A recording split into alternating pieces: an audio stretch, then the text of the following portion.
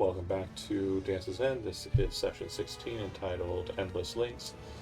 Last session, the group entered into a um, mausoleum.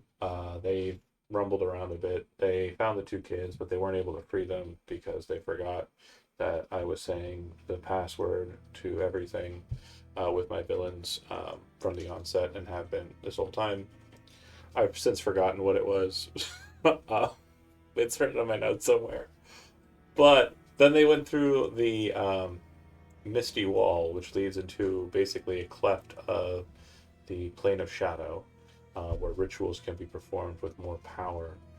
And they have started to fight a cultist leader named Helveth and his two compatriots who appear to have the mark of Duron, a long since dead demon prince, on their arms. It goes to Helveth, whose turn it is now, and he did some monologuing at the end of last session. Perhaps 6 seconds of monologuing. Yeah, about 6 seconds of monologuing. It was so cool, the monologuing, that he actually gets another turn. Fuck!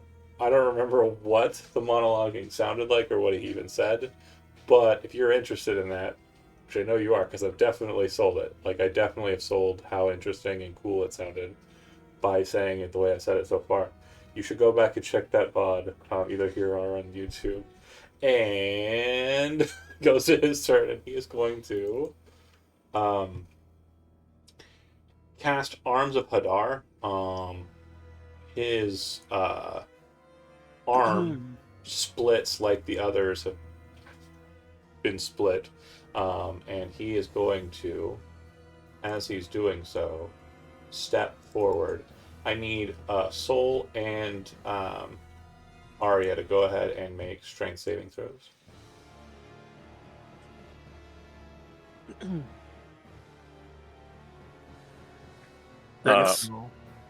Before I roll, I'm going to give myself advantage with that favored by the gods. Okay. That'll hit, or that'll be good. So you'll take 3 points of damage, Soul. You'll take 7 points of damage, Arya. And since you failed the saving throw, you also cannot take reactions until the start of your next turn. Cool. Okay. With that, he also draws a dagger with his other hand and points it down at the elf and looks directly at Soul and says, in a weird language that you somehow understand, him or you. It goes to the cultists, who will move over to Tormain's body, and using their action, they will drag him away from the group 10 feet. It looks like they're dragging him towards the water.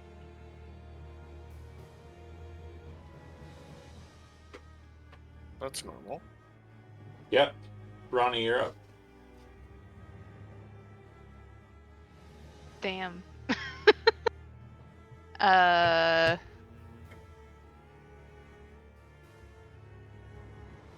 She will...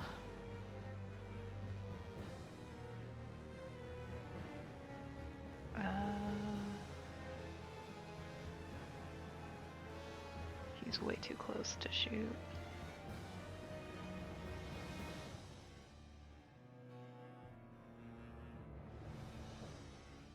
Never too close to shoot.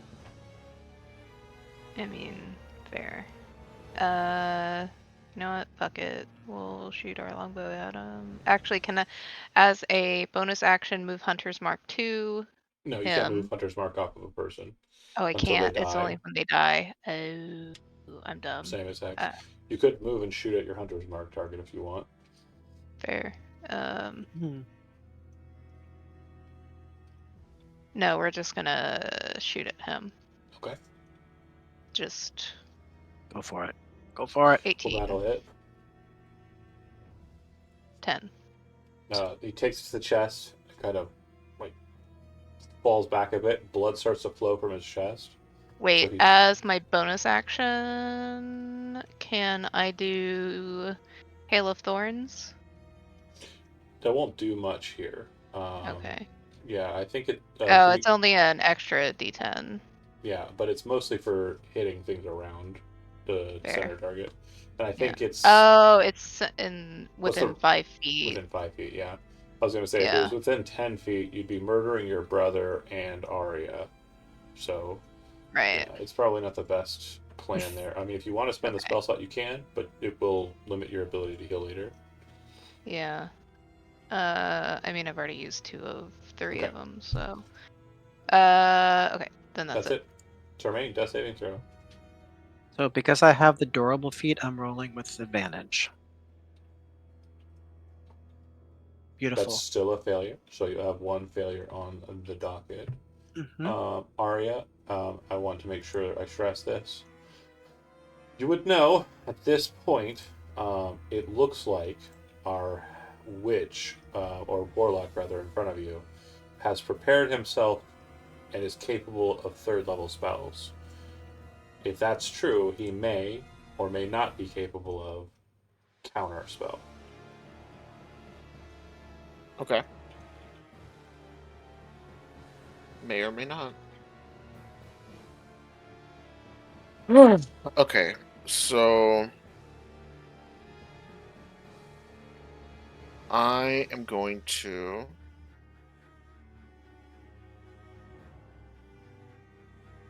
I mean, yeah, I don't know. If you want to use your counter spells, use your counter spells. I'm gonna cast an Eldritch Blast directly at my enemy. Okay. That'll miss. 11 will miss. Okay. Then I'm going to use my Misty Step. I don't know if that's going to do it. Yeah, I don't want to be right next to Soul. So I'll use my Misty Step to teleport over here. Okay. I will gain 7. Wait. I will gain 1d10 temporary hit points. And I'll move here. You would see That's how much- that kind of look back over his shoulder as Arya appears and kind of moves towards the corner. And then he kind of says something in the weird language to his compatriots. Continue. And it seems that he's telling them to keep moving to remain. Soul, you're up.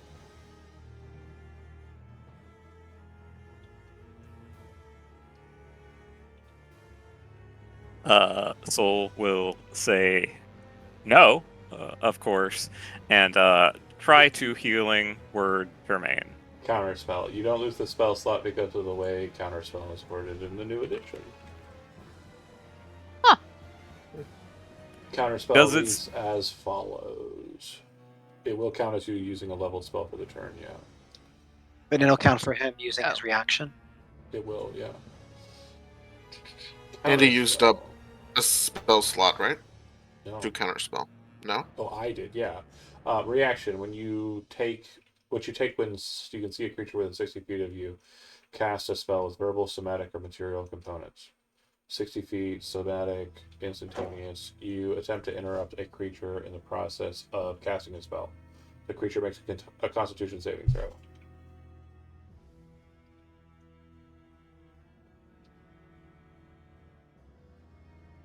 So you go ahead and make a Constitution saving throw. Sorry.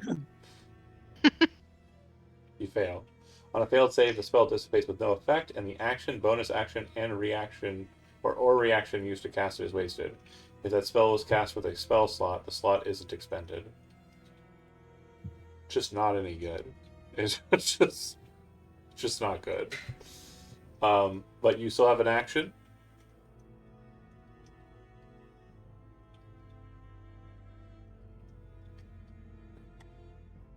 Well, I suppose in that case, I will throw another Sacred Flame at him. Okay. Damage. I was hoping for another one that'd have been funny. Okay, he's still standing. On his initiative, he will walk over to Tremaine and, kind of continuing with his cultists, move to the edge of the water.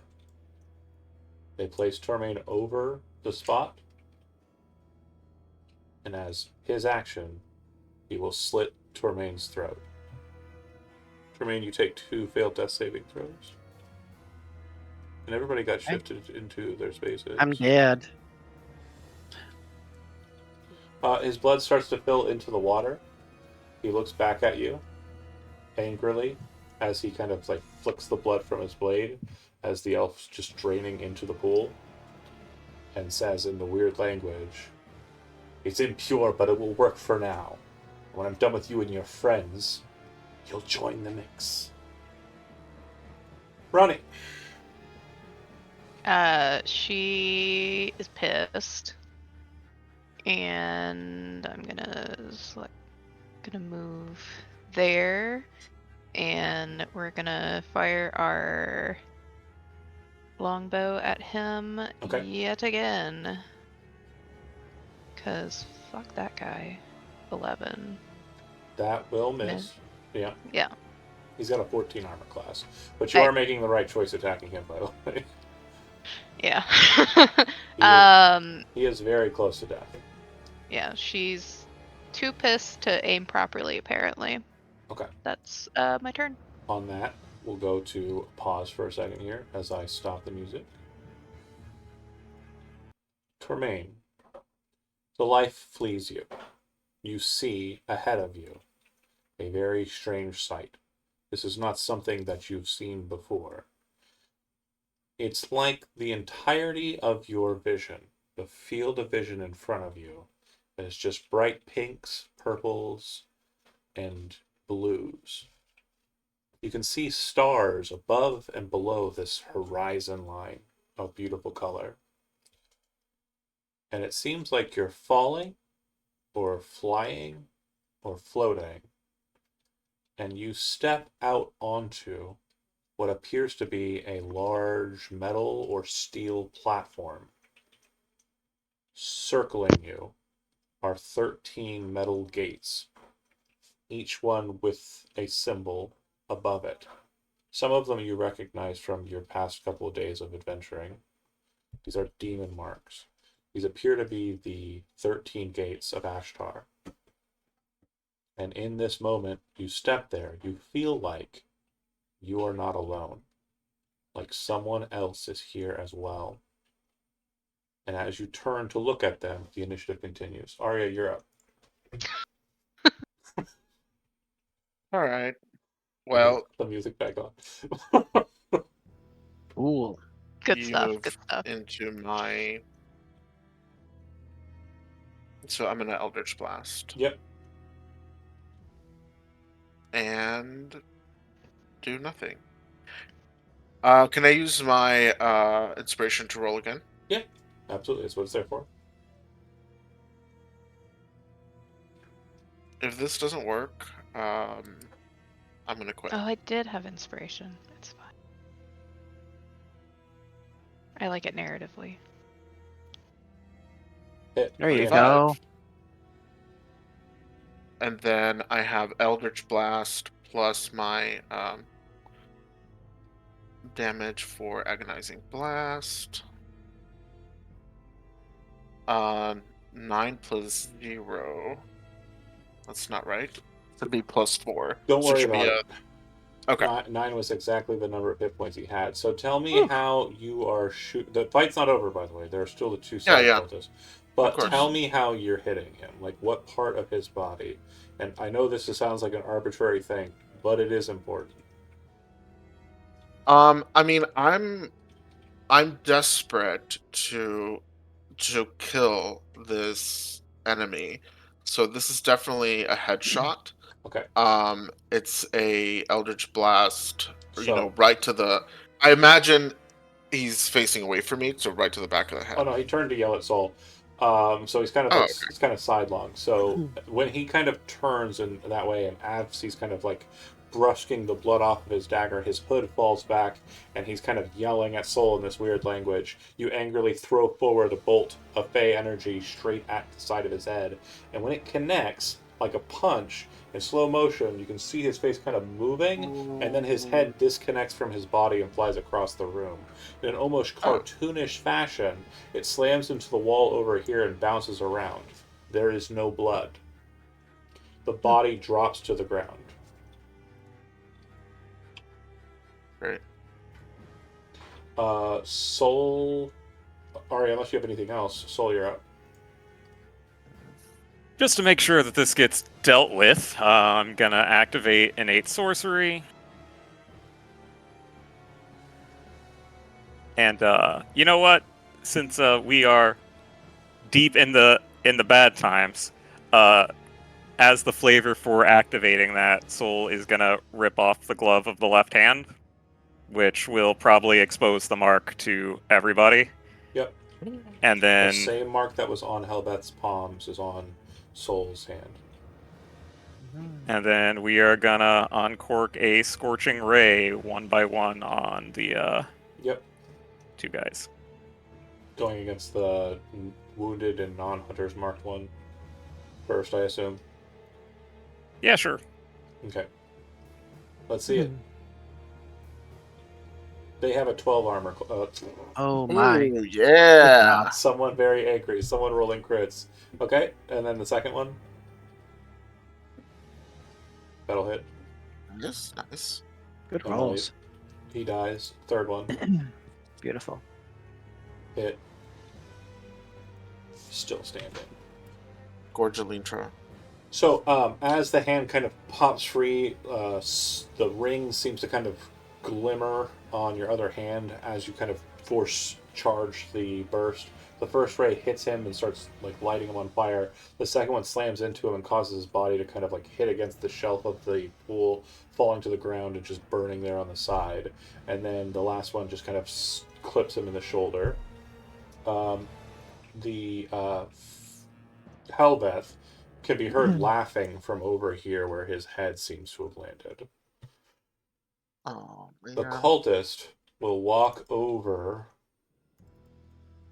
and grab the head with one hand as he takes his own dagger, places it to his neck, and draws it across his own throat.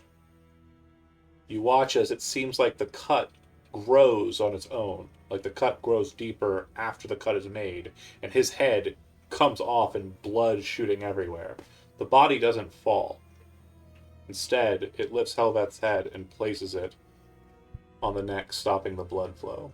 Ah. Ronnie. As that comes to be, he says, "The ritual shall be done." And he looks over towards the dying elf, or the dead elf on the water line. Dead, yeah. Yeah. She'll shoot another longbow. Okay. Oof. Damn it. That'll drop it down to poor, the longbow. Yeah. It's a bumble.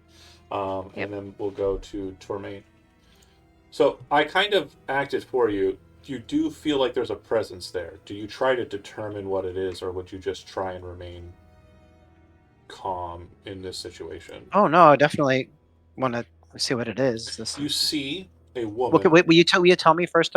I would recognize this as the 13 Gates of Ashtar. Correct. Okay, so I know this is bad. Well, let me explain a bit about what you know with religion. The gates are where you are judged to determine whether or not you are worthy to pass into the astral sea and celestia, which are the heavens, or if you are sin-bound, to be put into one of the gates, or if your sin has no focus, to be cast into the abyss. Those are your options now that you stand in judgment. Mm-hmm. The presence doesn't feel like a supernatural presence to you, or a divine one. When you turn and look in that direction, you see a woman in dark blue robes with red hair. Her face appears to have scarring on it that looks like it's been sealed in with gold. And when she stares at you, her eyes alight, and she seems to kind of open her mouth and say something that only you will be able to hear. And I'll type it to you in a minute. Okay. Aria. Cool. Man, I was getting really into that. I'm sorry. I'm loving this. Let me do what we're gonna do. Wait. So I'm gonna. I have a question. Is this thing still baned? Yeah. Unfortunately, the Okay. effects that are present on Linger. yeah, they are still on the body. Correct, but All right. Well, let me it is keep. Helvet for the purposes of spellcasting. So okay. So I have another weird question. So this is a kind of mechanics question. Sure. So if I decide to, let's say, cast another spell with concentration, Bane drops. Will Bane drop before you do your roll against me? So it will, yeah. The second you create It the will, new right? effect, Okay. yeah. The second that I cast, my Bane will drop. Okay. Correct. So let's just do what we do. We'll just lob another Eldritch Blast. That's a That'll- 25. Yeah. 7. Okay. And that will not kill it. It will bloody it, though. Okay. Seems the body has finally been wounded. Okay. Well, I guess it would have taken 10 damage from the decapitation. So yeah, it's very bloodied. Okay. Soul, you're up. Still just spamming rays of fire. As you do.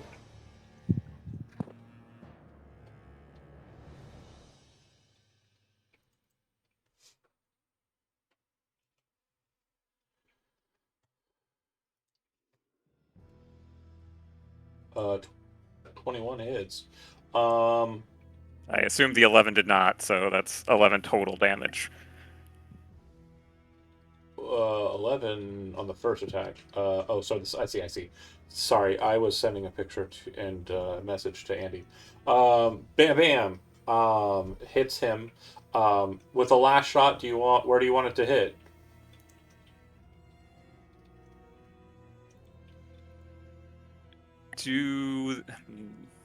Just, again, you don't overthink it. Yeah. I'm gonna say right in the chest. Okay, so smash in the chest. As the body falls, you can see that the skin that is of the neck and the head looked like it was kind of fusing, almost as if somebody took two bits of clay and tried to press them together, but it didn't have enough time to form bonds, so it kind of separates as the body falls, and the head hits the ground and kind of rolls over onto its side, and you can see the eyes kind of blinking and the mouth kind of slowly aspirating, and it looks like it's doing this far past the time that would be normal for a severed head. I'm going to pause for the land of the living, and I'm going to transport us now to the land of the dead, as a question has been asked, and I assume a question will be its response. Do I answer you in chat, or do I answer you? Oh, we're talking out loud now, so you okay. can, yeah, just don't reference the question. Yeah. He would say, Daje? What? Is this? Do I recognize this person from the keep? Daje Irisol? Is that that's not the same person, right? No. Okay, cool. Who are you? That is not important. My question has a time limit, she says as she looks kind of square in the eyes. And as that happens, you can feel a presence descending over top of you. And then you hear a voice that seems to take up all of your just existence, all of the world around you that you can see, and it seems to be a very endless one. But this voice seems to dominate it, and it says, Turvain, you are to be judged. Your life, and this large gray finger descends from this form, going directly over your head, and you can feel the weight of your own life, your own sins, and your own being coming into being here before you, made manifest as they're put on display before the Dais Thy.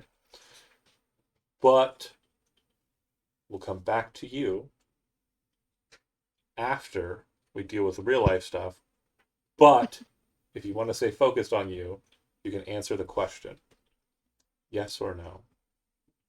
So I'm not going to get any more information about whether this person asking this question is a good being or a bad being, or You're, like at this time, not going to gain any such information. Now, if you come back here for any other reason in the future, who knows? Maybe more will be learned. But right now, you have been asked the question, and you are being judged by the are the judge. two things mutually exclusive? They seem to be separate. So I'm going to be judged regardless. You do not know. Okay, well, that's fine. Tremaine is fine being judged. Then that's He's, happening. he's ready to be judged. Snap back to the group in the interior. Termaine's body laying against the water, the well, bleeding out into it. The water Yeah. doesn't seem to be in any way kind of changed or altered by it, but the second that Helvet's body kind of fails and his head seems to kind of just finish living, like it takes about a minute for him to stop moving his face, but it looks like he's well beyond the ability to talk after the first replacement. Mhm. And we can move freely. You can. Yeah. So Ronnie's gonna run over to her brother and pull him out of the water. Yeah, desperately kind of pull him like away. Like his hair was definitely in there in like the back of his head, but like they kind of Yeah. like, you know, gave him a shampoo effectively and let his neck kind of just drain there. That's the best way I can describe it. But you get what I'm saying, right? Visually. Yeah, That makes sense? yeah. Okay, so Ronnie, you're focused on getting Termaine out and dragging him out of this place, right? Yeah. Okay, Arya. And she's sobbing. Oh yeah. He's a heavy I heavy wanted to. lung, so it's definitely Yeah, I've got plate armor and a big old She's shield. And doing her best. She'll drag him out on her own if she has to. she's working at it. No, of course not. Of And she's course, telling me. Arya will help. And then also, by the way, as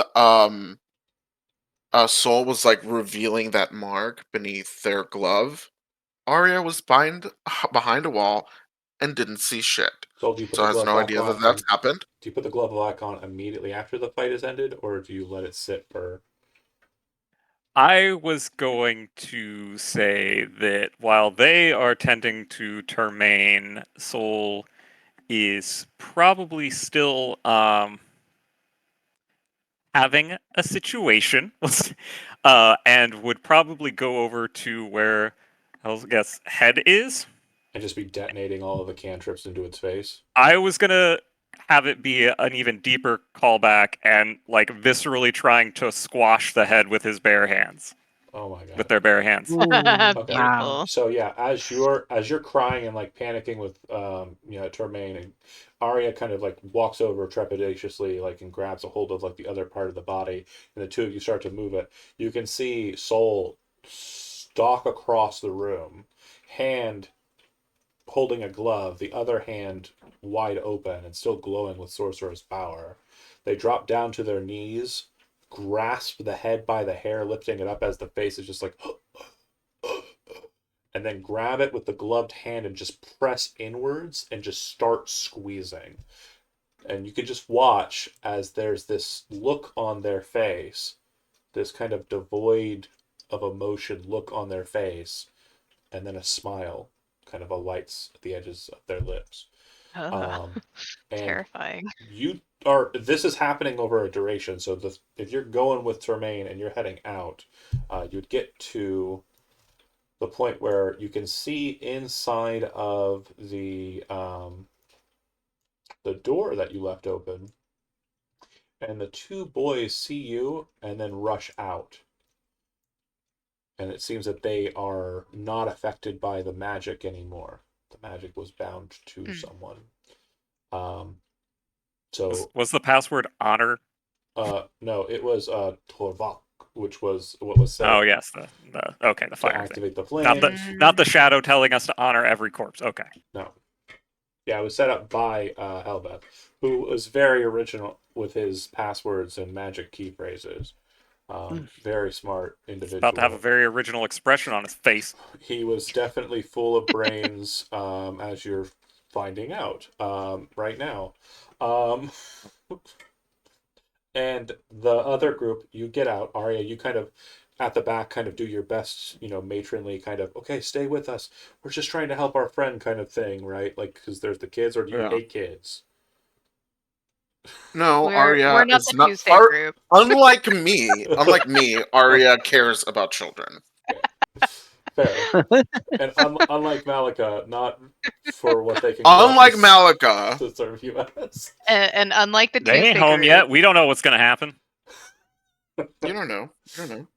We don't know. There's There's no a lot of way, Duron shit in here. Who knows? There's no way we But can. Arya, is definitely like has like one arm like hooked under Termaine, and then the other arm is like motioning the kids, like, come on.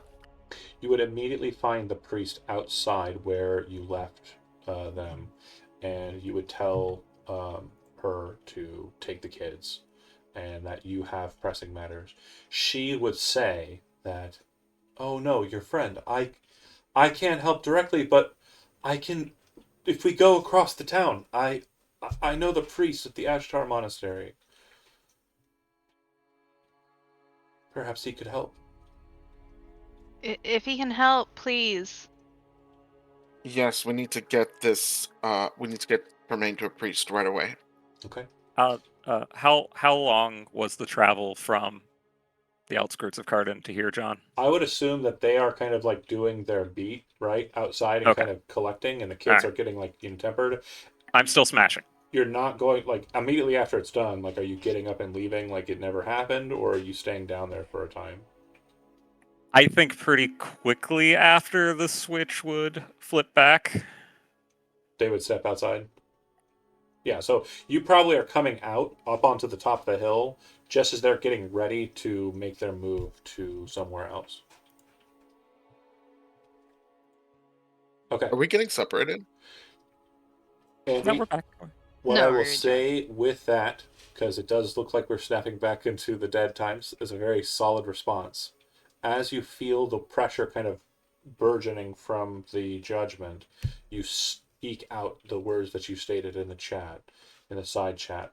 And her response is, you will be here again. And you will know more by that time. And she seems to fade from existence as the reel of your character's like life kind of goes through, and you can see the moments where you were good, the moments where you were bad, and it doesn't make it to the end because of choices that are being made in the living. Ashtar Monastery. Slightly happier music. Doesn't seem quite on brand for the moment, but you know. Listen, it's somber also, okay? So. It can be both. Oh, I forgot there's a dungeon under this place. That's why it's all blacked out. You're right. All I see is black. That's Spoiler! fun. I mean, there's nothing of note or concern at all whatsoever. This is just a sure normal about that? temple. An everyday normal temple. And the one building in Cardin that does not have anything underneath it, of course. Wait a minute. She would lead you into the temple. And the music is very loud. That's better. She would lead you into the temple. And as you enter into this space, you can see that the temple in question, you would be entering from the south side here. And that's funny. I don't have walls for the temple. Yeah. But I do for the dungeon underneath. I never set up any walls for the temple proper. So I'm going to go ahead and set it so that it is The temple is open for all. daylight mode for... Oh! Ah! Hold on. I see a I lot don't of see things. anything. Shut up. Don't see So- anything. so Stop many thinking. things. Stop thinking. I see a temple. Don't see stuff. Oh, there's really pretty, like, Okay. Well, there was pretty stained The stained glass glass? reflection. I love it. Yeah, that was pretty. Okay. Pay no attention to the man behind the curtain. I can't see shit, so That's fair. You're not that's fair. behind I the don't pay curtain. attention to men, so we're good. And as we know, I am the man. Okay, so you would see up ahead of you. It seems that you can see the monks or the missionaries up in the top right. They're not there. They're at the festival still. So Okay. when you enter into this space, it's you, the lady priest, and the two kids, and they are basically moving to the back pews and just taking a seat. We're probably heading into the gardens actually, and just kind of being at peace. And you would be told that they're going to hold them here and then go to the silver mine or silver craftsman and let him know that they've been rescued. There are 2 Termains, by the way. Huh. And 0 souls. Yeah. I see what I did. yeah, that is accurate. Yeah, that is very, very We accurate. know who the favorite is now. Well, I switched over to the light layer. Mm, Now I can see. Okay. Yeah, you can see that there are 2 Termains. You would see that there is a person present here, and she says to him, please, their friend died in service of helping me. Please, Lord Aspen, please help them. He steps forward. He is a man wearing very fine, very, just ornamented robes. Looks like there's lace at the bottom. It looks like it's very fine green silk. His collar is starched. He has a scarf that shows the icon of Ashtar upon it, and he holds a staff that has the symbol of Ashtar at its cap. He's a older gentleman, but he does seem to have a physical presence that is very healthy. He has a stature of a person probably decades younger than he would be, despite his face, gray hair, and just, appearance being well old. It's hard to clock his age, to be certain. And he says, as he approaches, this one that fell helping you, you swear yourself to him in the war eternal? You think that he is worth our prayers, our invocations, and our rites? She looks at Termaine, not knowing him very well, having only just met him. And she says, he joined the group that rushed very quickly to help these innocent children. I believe he has a good heart, and I'm certain that it was his sacrifice that helped the others in defeating those vile cultists. I beg of you, if you are willing to give up your position and your feather to this one, then I will certainly welcome him back to Urs, and I will pull him away from his judgment and perhaps his afterlife. Of course, if he does not wish it, he need not return. She reaches into her pouch and pulls out a gray bird feather and places it upon Termaine's chest as you kind of lay him down at the steps in front of the priest. He nods. During the judgment of your life, you come to a point, Andy, a point where I would like for you to do a bit of improvisation. And this will be canonical to you and apparently Sister Arya, because it keeps on switching people in the boxes. and it's tricking me. Why does it keep doing that? I don't know. It shouldn't be, but I hate it. Okay, so improvisation. You and Ronnie grew up together. Children, as are wont to do, come through to a series of all sorts of different shenanigans, troublemaking, and such is true for Fae kind elves. They're a trickster lot. I mean, Fae are typically very fond of pranks and the like. But I want you to describe for us, in your mind, a moment where a prank that you did, something that you did as a joke, in jest, caused Ronnie to become wronged or harmed in some way that you were later forgiven for. It could be something that you did and then blamed on Ronnie. It could be something that you did that hurt her somehow, and you would later ask for forgiveness for. But it's your entire. You get free reign here. Whatever it was will be canon.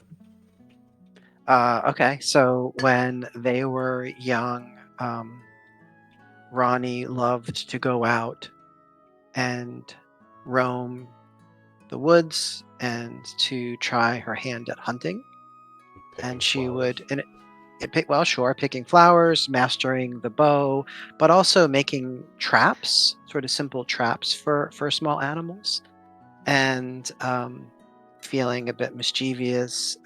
One early morning, Tremaine went out and fiddled with some of her traps, kind of making them, thinking that he was kind of disabling them. But it turns out he didn't do a very good job. And when she went to check on one of her traps, it snapped on her foot. And she was bleeding.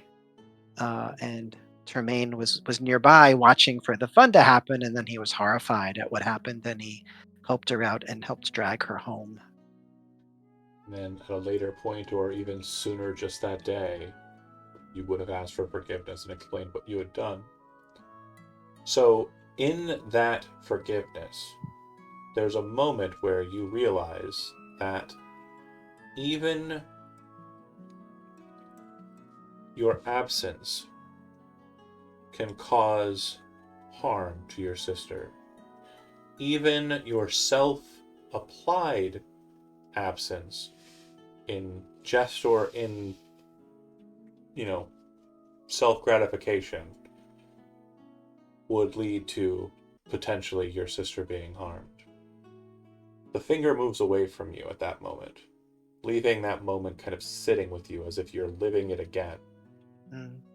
It all seems to become mist, and you see a man's hand peer through the mist, reach out to you. Calm, smiling, older man, human's face appears in the mists, and he looks at you with his hand out held, and he says, "Others wish for your presence back in the land of the living, my child. Come with me." And you can say no, or you could take So his he would hand. he would look back at in the other direction, and he's tempted because he's feeling really tired and beaten down, like really really tired and beaten down. But he knows he can't leave Ronnie like this. He knows that they have more time they need together. So he reaches out for the old man's hand. Yeah. For those who are watching, what you see is a man praying over Tremaine's body, and in his hand, between his palms, is a diamond. As he focuses in on it, light starts to spill from his hand, filling the room around him. You can see the neck wound on Tremaine's seal closed. And eventually, Tremaine, your eyes open up to look straight up at a ceiling that appears to have been painted at one time, but has since lost most of the detail. And light spilling in through a beautiful stained glass window to the side. He will sort of gasp as he opens his eyes, like I'm going to imagine that the process of coming back to life is painful, right? Yeah, it could be. And so that's the way I want to play it, though, and that like he would sort of take a moment and he would I would assume that Ranny's right there. Oh yeah, she's like. He would reach right out there for with her him. hand, and he would say, "I didn't expect that to hurt so much." It does kind of hurt, doesn't it? Yeah. You would notice that on your chest is it's probably like the size of an eagle's feather, but it's completely gray. Hmm. You have been given this as a gift, a life anew, and this token of gratitude from this missionary. He gestures to the priestess who, Helen Albright, who had asked you to help her in this. You have my thanks. Normally, this is a transactional affair, but your price has been paid. You are free to leave at any time you wish.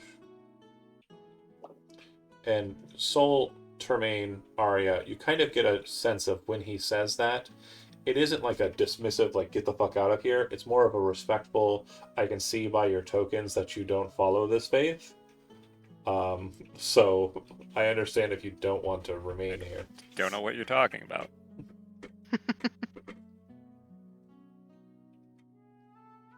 Yeah, Arya will grab Tormain by the shoulders and give him a squeeze Oh. and say, "Oh, we thought you were a goner." You're not allowed to do that again. And I am telling Mom. Mm-hmm. It's okay. I saw some things. What kind of things? I'll tell you later Okay. when we're back. He will, the priestess will kind of look to you and say, thank you for helping. I will reunite the boys with their father soon. I am sorry I don't have much to offer you in the way of reward. Hopefully this is sufficient. No, this is more than enough. I have given up much more than you can know.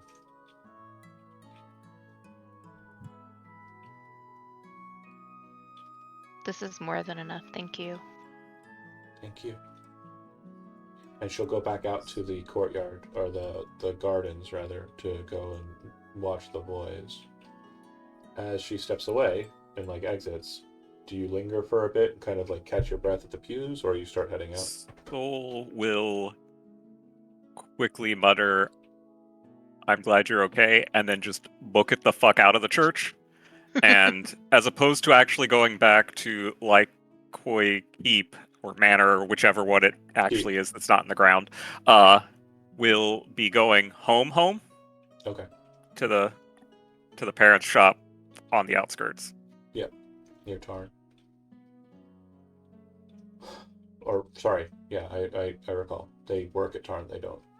Yep. Okay. Does anybody else linger here with this priest, or do you continue on?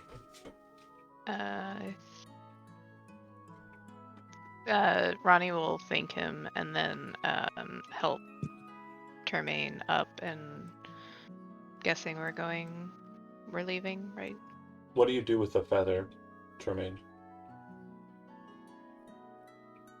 I'm gonna keep it as some sort of a token of this experience. Do you just kind of stuff it into a bag or something? So would my understanding of religion? You'd have to make a religion check since it's outside of your normal purview. May I? Yes. So I rolled a 5. Yeah, you wouldn't know. So you kind of don't treat it as something that's like. Can I help? Well, no, it's mostly him acknowledging it and how he's going to handle Okay, the I feather. won't help. Mm-hmm. So he just kind of starts to move it into his pocket, like kind of just flippantly, Mm-hmm. and you hear a very loud metal on stone click from the pulpit, and he turns over his shoulder and he says, "Keep it safe, for it is your shield, it is your sword in the eternal war." What does that mean? He's about to slap the shit out of you. Okay. And you kind of Okay. look down at the feather like, and then very carefully kind of tuck it into your Mhm. coat. Now, Sure. now that this is like out loud and there's been an exchange about this, can I make like an a religion check? Yeah, absolutely. See like what the fuck? Okay.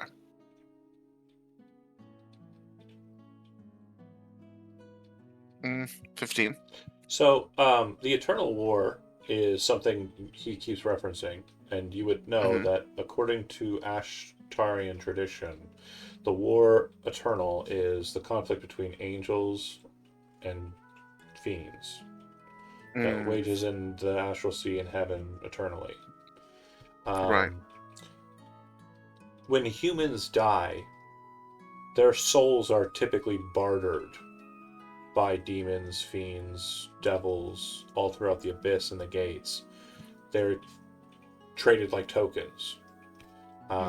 They are used to create things like Lemur or the other one. They're used to create small fodder for demon kind. The process Mm. for a soul to be used in a war for the side of good is not as flippant or just concerned with the soul. An individual makes a pact and becomes a gray feather. When they die, a person who has been marked as a gray feather, they are given a special honor. They are trained in heaven by the angelic horde to fight against the vile evils that persist when they die and move on to the next life. And they are ready. So Okay. that lady basically just gave up what she has worked her entire life for, a place in heaven to fight against evil, to Termaine. Wow. Damn. And that's very strange to you, Arya, because he, the priest, suggested it. If she was going to give up her place, he would bring him back, never having met Termaine. And also knowing he's not a part of their religion. Okay, priest's evil. Got it. You don't know if he's evil. You just seem to think that he might know more. I don't know. I think everyone's evil. I don't know. If evil is knowledge is knowledge is evil. No, then yeah. me. I think he's evil. Well, Arya thinks, I get you. okay, this is interesting. It definitely seems like he might know something more than he should know, which is strange. Okay, I clock it. I give everyone a kind of look, And and I'm like, okay, let's get the fuck out of here. okay, so it being later in the day. Oh wait, before we leave, I'm sorry. Before we leave, I do want to invite Helen, Helen, to come pray at the Temple of Alwyn sometime. I know it's not your, tradition, but sometimes, my father you can get a little. My father was a devout follower of Alwyn, but I apologize. It's not for me. I understand that there's a lot of good that can be done in understanding the traditions of the other gods in the Triumvirate, but I have a lot of work ahead of me after today. Okay. Hey, the invitation's open. If not, it's cool. You do you, boo. See you around. She would not know how to respond to the last bit, but she will definitely give you a nod as you head out. I'd like for everybody who's not soul to make a perception check.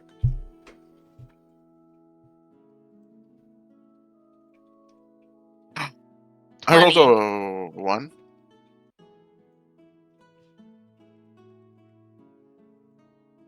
Termaine, you actually have a penalty to all rolls right now. I forgot to mention the raised dead. Oh, function. so much. Should I do it with make disadvantage No, the default? no. You don't have disadvantage. So you were brought back to life by the spell Raised Dead. So you have a -4 penalty to all D20 tests. Each time you complete a long rest, you will reduce that penalty by 1. Okay. And Ronnie, yours has fallen off since you're Raised Dead because you had like a downtime shortly after it.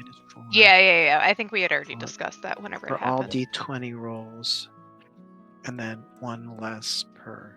I just saw you doing Okay. the thinking look, so I was making sure that wasn't because of your own brief past in death. So that Oh would be no, a 13. I had written it down.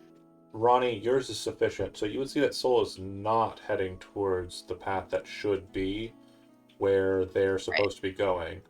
Do you wish to try and catch up with them, or do you wish to let them be? Can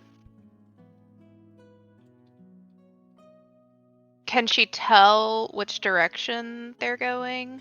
I would say that you aren't familiar with Soul enough to know where they're heading specifically, Mhm. but I But I would mean, say just that like you know in that it the looks like they're village. heading north, kind of Okay. towards the outskirts. Okay. I think she'll make note of it just to know like which direction to look for them in later, but she's more concerned with the fact that her brother died. Yeah. Like That makes sense. So 8 would be the Ashtar Monastery where you're at. And you basically would see that instead of hitting the top common and then making their way up Watermill Lane towards Windmill Uh-huh. Common and out towards Keith, they just took the top common and started heading that way to the west. Okay. So yeah, they're kind of going a very different direction, like the So they're absolute going other this side. way. Yeah, that's right. Okay. But if you 3 are heading back to like Quake Keep, we'll go ahead and deal with Soul. You head home. You would note that your mother is present, although it looks like she is, from what you can tell, just kind of quietly sitting in a rocking chair, and it looks like she is reading some text. This is not an uncommon sight for you. Your father is not present. You think you might have saw him at the festival, but again, you never had the time to approach. If you did, and you're not 100% certain that you did anyway. There were a lot of people there. But you're welcome in without knocking. You know, or you have a key. And when you enter in, she looks up from her book at you, and then kind of looks back down to her book. Did you go to the festival today? Yes, and it wasn't the most traumatic thing of the day. Oh. I'm assuming that something bad has happened again. She shuts the book and sets it down on the side table. What is it this time, Soul?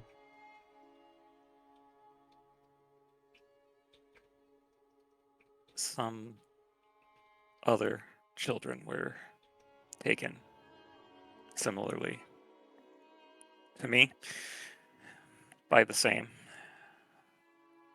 And Your father has offered to move you from this place. You could go anywhere you wanted.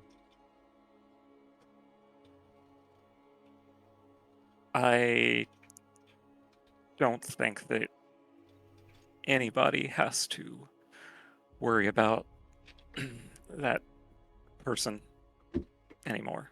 I just needed to get away for a night. I'm afraid that my companions will ask questions I don't have answers for. You cut the head off the serpent, then I suppose it's over now. It turns out that sometimes cutting the head off of a serpent doesn't kill it, but other things will. Don't understand your meaning, but I assume that your time as a Lord Sanctioned has given you more insight and knowledge into these types of affairs. Much like your grandma. I'm sorry, I have no taste for it. I'm not sure that I do either. Then please, take up your father's offer. We could send you away. You have a place at Savarias. Or Heisrick, if you wish. You can make the allotments still. I think we still have the money in savings. Surely you've raised some coin in your endeavors? I It can I'm teach you afraid that how to use this power. This power you've been blessed with. there is, unfortunately, something else lingering below the city. It is not your problem. It is not your burden to bear. You've suffered Hasn't enough. hasn't it always been the Barlow family's burden?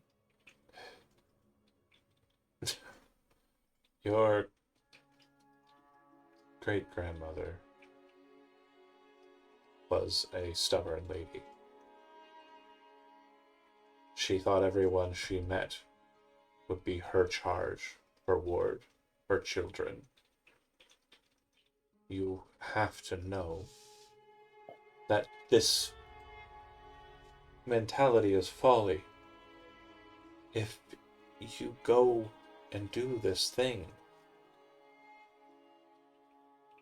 it will not be because you want to. It will be because you feel you have to. And you don't.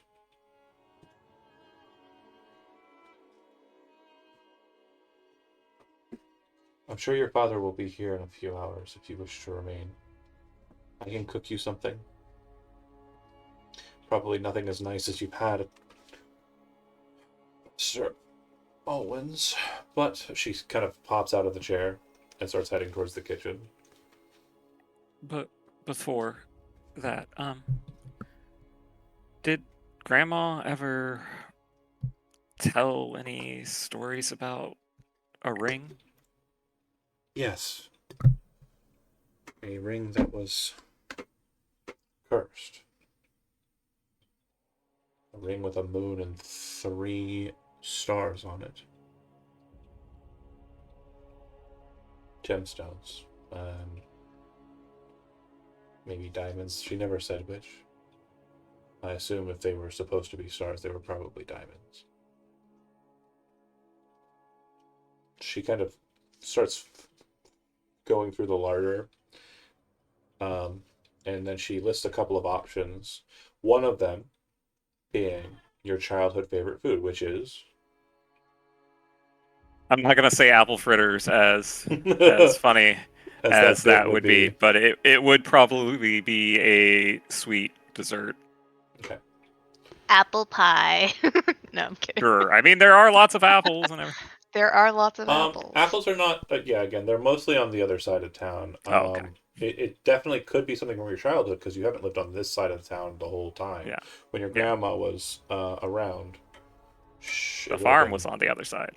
Yeah, that Red Hill has not been outside of the Barlow ownership for more than probably a decade, honestly.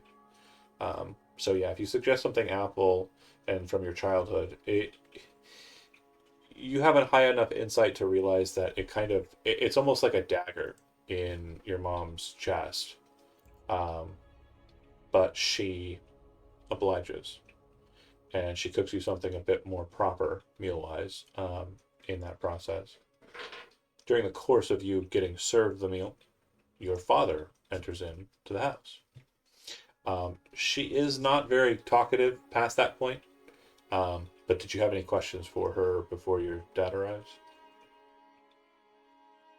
Did Grandma say anything more about how that ring was cursed? I mean, I know that our family has had a lot of important. She said it had to Items and relics. do with the goddess. it was hers, not your grandpa's. Soul will sit quietly after that. Yeah, food served, tastes great. Dad walks in, looks like he has, strangely, a shackle around his left arm, and other party bits about, and it looks like Oh. one of them is a bear pelt. And as he steps in, he sees you and he goes, "Soul!" And smiles, and as he sets everything down, the party favors, and then tosses his wife the bear pelt, unlocks the shackle, and kind of smiles. Well, I wasn't expecting any of the kids to be home, but he hands that to her, and she kind of smiles and blushes a little bit, and then says, "It's fine." And they start talking about the day, kind of just connecting with one another. She is basically telling him the chores that she engaged in, and he's telling her about what they saw at the festival. It's almost like, and this is like while you're eating, so they don't like force you to talk while you're consuming food. But then eventually your dad will sit across from you. I do want to interject because I just realized that Soul was technically bloodied, so they probably look extra Oh, ratty. yeah. They don't really kind of like say anything Okay. crazy, but as like you're eating, you will note him kind of like as before he sits down, kind of goes over to the cabinet and kind of like moves through some things, pulls an old box, draws a vial out of it, sets that down, walks over. As she's serving him the food, he sets the bottle out in front of you and kind of gestures to you like your wounds, and then kind of like moves in to eat and says, "So what brings you up to the old homestead, Soul? Hopefully nothing dire." And you kind of go through the beats that you went with your mom. And once he's all caught up, he kind of nods. The offer still stands to send you away. I know that you feel a sense of duty now that you're a member of the Lord's Sanction for Lord Alwyn, and I do have to say I commend that. It feels like you found a real place for yourself, a purpose. And that's the only reason I wanted to send you to a school in the first place. Is because I wanted you to see what the world was like and what you could become with your power. But if you feel Become a like Shimby?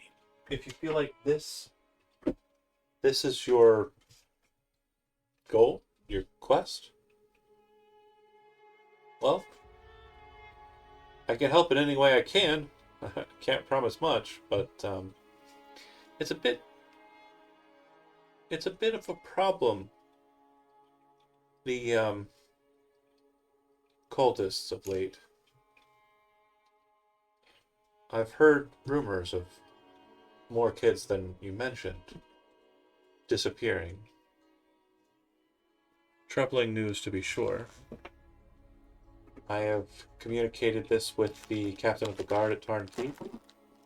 Our defenses remain very vigilant. I've tried to communicate it with the town guard here and about in Midtown.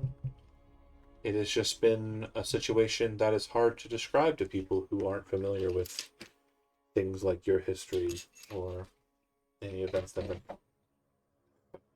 You happen to know the name of the children that were taken? The ones you saved?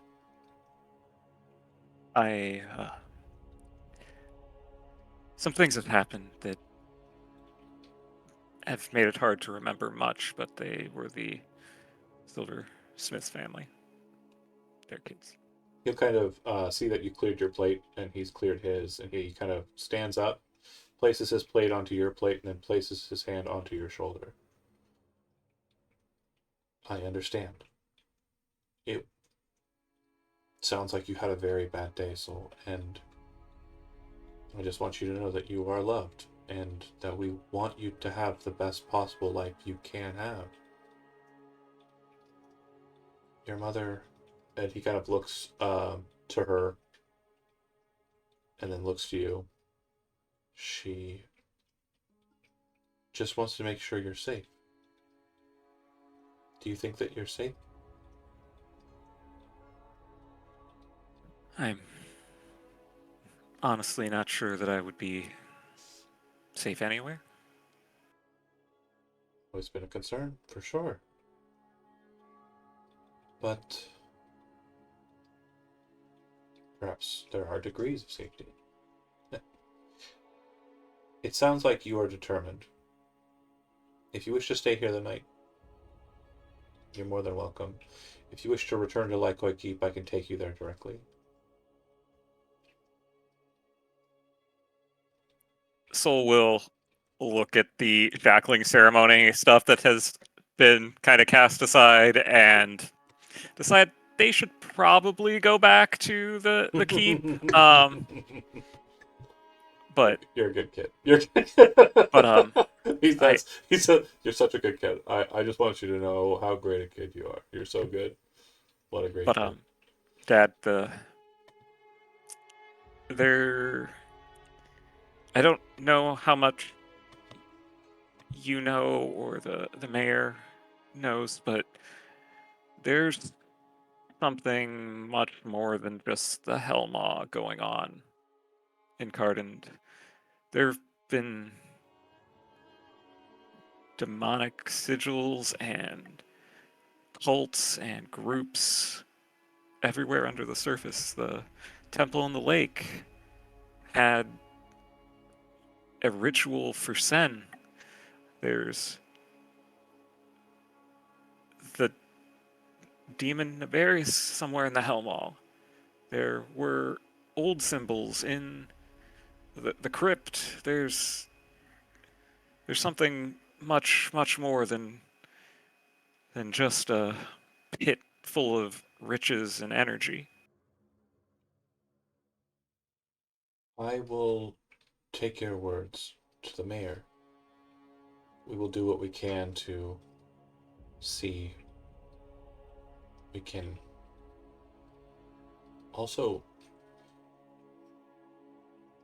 feel like the Magier would be interested in this information as well. He has a benefit of having lords sanctioned of his own. Perhaps they can potentially join you or work alongside you. I think they're already deep within the Hellmaw already. The Hellmaw, or the Lord sanctioned of hold on, sorry, bear with me here. I gotta remember it. I know his name starts with a P. I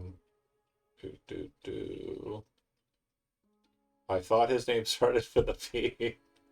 Why is my notes not good? Hold on. Open. Lord sanctioned the ghosts of Tarn Keep. Prajna, the ever-shifting, is the Magier of the town. And Prajna's ghosts are individuals who I feel are already within. There's Cutter, who is an undaunted swordsman who wields a storied sword. And he would kind of use his magic to kind of create an effect showing the individual. There is Lyra, Difer, a honorable offspring of one of the greatest heroes of the Merfolk kingdoms, one Malik Difer. There's a Goliath, one of the stone childs of the northern mountains, Rex Stonechild. And their leader, Jeremiah Gant, who, well, probably the least reputable of the group, but seemingly the one that is given the most trust by Prajna. Were those the ones that went in right before us? That sounds very familiar. Cutter was said to have gone down into the water hole where the dwarfs were. And he wields the storied sword that you should have notes on, but if you don't remember it, so it's not important.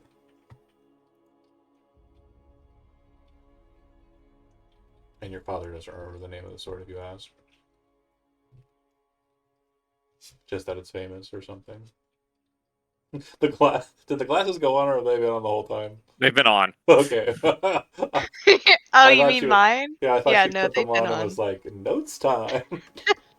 Give me 1 minute. Because I saw her do this. I presume was like preceded by one of these. And the flash across the lenses, of Yeah. course. Yeah. I take the potato chip. The reference is good. Yeah. But It's here somewhere. I believe in you. I've always have. Uh, But with that being said, do you head back? And do you have any other questions for your parents? Okay. So the presumption is that they bone all night. Those are my parents, Josh. I won't be the youngest anymore. Shut up. And We on love to see happy families. your way home, it takes a time. I'd like to award 1 yike. Just one. That's Oh. actually pretty good, John. I will accept the yike, as it is not a canceling, and I will wear it with honor. It takes you some time to get home, and it'll be dark before you arrive back at the keep. You have means of lighting your way. However, this is the first time that someone has willingly traveled at night between the keep and the town, so I'd like for you to roll a d20. Oh, I'm about to get captured by a cult again. It was a good run. Nothing untoward happens to you. You make it back to the keep without Oh, issue. man. Now, Termaine, Arya, and Ronnie would arrive at the keep well earlier. When you arrive back at the keep, is it straight to like kind of a rest cycle for you, or are you? Oh gosh, yes. Yeah, immediately kind of into the room and hitting the Yes. bed, not falling asleep, just resting, and then like eventually just like locking into a trance, laying on the bed as you kind of shift gears there. Okay, you can go ahead and get a long rest. The experience total will be substantive, but I don't know if it's enough to. Yeah, it is enough to level actually. So it is going to be a total of 1,750 per. Jesus Christ. Now, I typically don't award experience midstream, but here we are. Due to 1,700? 750. Yeah, so that 750. gives us. Hold on.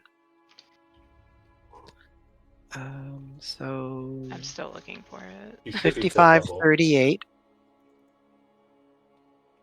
I have to calculator because I'm 6538 is what you said. 55, 38 plus. Oh, it does it for you in the 1750. character sheet, by the way. So Yeah. what you do is if you click on see how it says next, or if you click on the cog and then go into the experience, you should see that there's like 2 boxes and there's one with like a Yeah. plus and a minus next Oh, to it. yes, I did it. Yeah, it works. Yeah, 7288 makes us 5th level. level So time. I'm going to explain some things while you go through the course of getting to 5th level, which shouldn't be a massive level for everybody. In like choices, there's not like a lot to choose from here.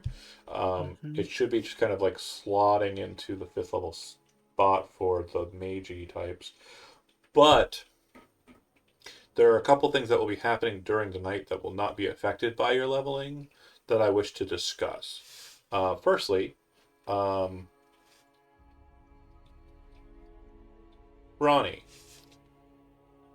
in the midst of your sleep cycle, you feel like, well, rather not your sleep cycle, your trance. Yeah, I knew what you meant. Feel like, as you're trancing in your room, there's a presence there, lingering. When you kind of look around and kind of prepare yourself for like jump into action mode, you would note that it feels like your body is kind of locked out.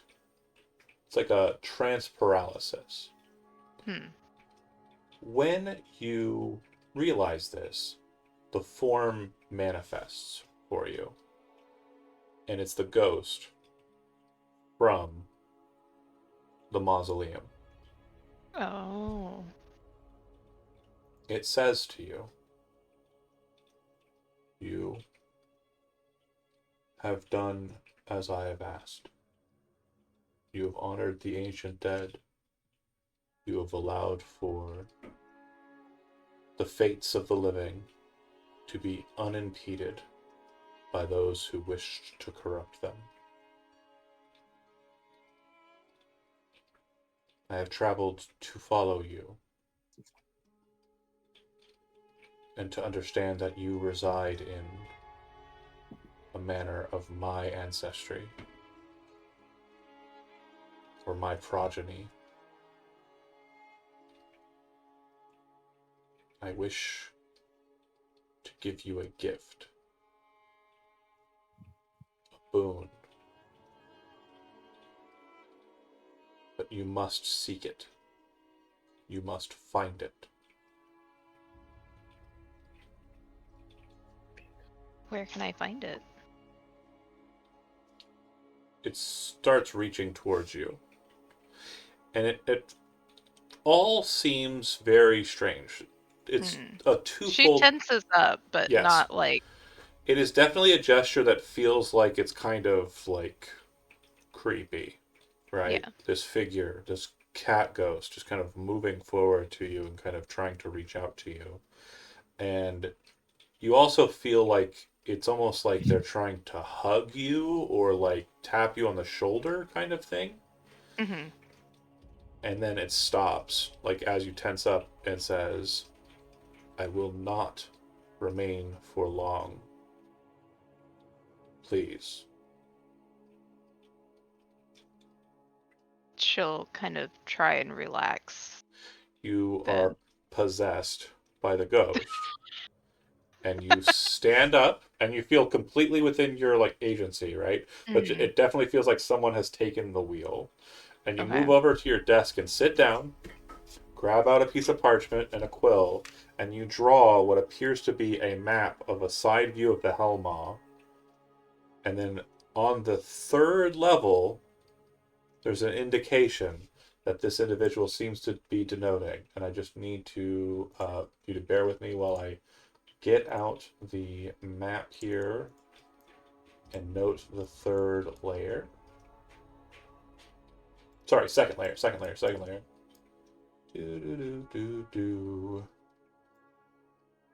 The hole, and then to the north of the hole, due north to the hole, there's a marker.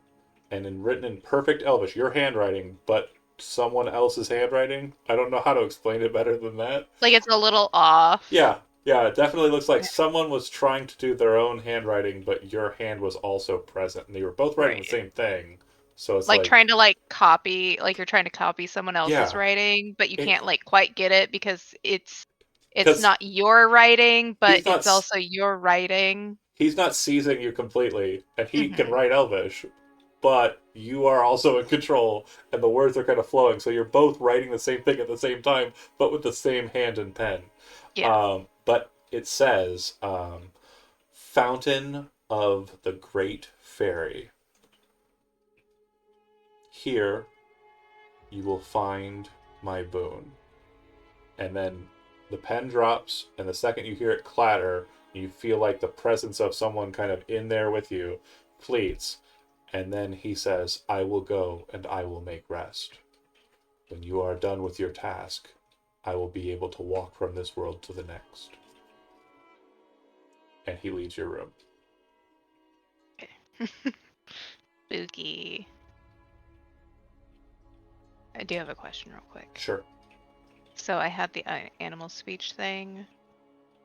Yes. I can't. It doesn't have like what.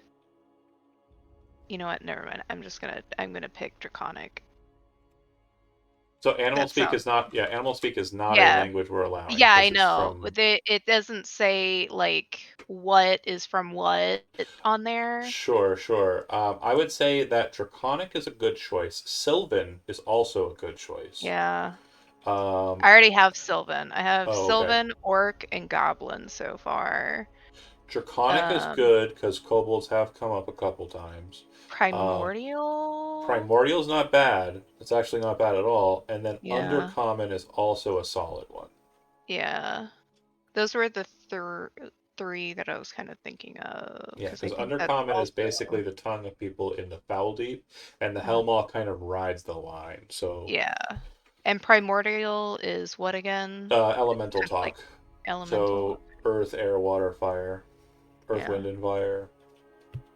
Uh, Let's groove feel tonight. like The spice of life. I feel No, like that's what the primordial Barlows are makes doing. most sense. Yeah. We're gonna go with primordial. He's like, books and festivals? Wife staying at home doing. She doesn't like going out and meeting people, and you would know why. She just doesn't feel comfortable around anybody in town anymore. But yeah, in the midst of your sleeping, Termaine, or rather, you don't sleep, you trance. But Mm-hmm. in that space, it's just a constant reflection back on her asking that question. And since it was asked and answered, Mhm. it will replay now to people who are watching. The question that the woman asked was, "Will you be my champion?" And his answer was, "No, I must know more first. I must abide by my oath, even in death." And then she left. And as you replay this over and over and over again, and that moment where Ronnie was hurt by your action, it very much feels like you have fiddled with the trap again. And you don't know how to knock the feeling. So I made the wrong choice, is You the don't idea? you don't know if you've made the wrong choice, but you definitely have a feeling that seems to just be sitting with you Mm. that you aren't sure is real or not. It's up to you to determine whether or not that feeling is wrong or not. Right. So out of character for the others. I mean, I just didn't want to commit to be someone's champion. I don't know who this person is. Wouldn't tell me what the deal is, who she's serving or anything, right? So like I have to abide by the oath. Like I don't know. I can't know. One thing that you think back on, and I definitely showed you the picture, and I want to make sure that this is very much something you focus in on, was she Hmm. wore a necklace, a Yeah. moon inverted Hmm. with a star pointed down, Okay. which your religion would tell you is the mark of death. Oh. Oh. That said, Arya, sleep like a baby. No crazy shit happens. Just out like a light, forget it, no problems. You avoided your patron at the festival. You just it's just cool, it's just cool, it's cool, everything is cool, everything is fine. Soul, you arrive late, you get into your bed, tired from the walking, you hit the hay. Nothing happens. You all sleep and get your experience awarded. You gain your levels. You awake the next morning. And I will say that it being the first of the month, there are expectations that are put upon you. The Lord Sanctioned has allowed you to have quite a bit of rest time before the festival. And when he catches up with you, he would explain that your mother has left this morning early, and she will be remaining in the palace for the next month.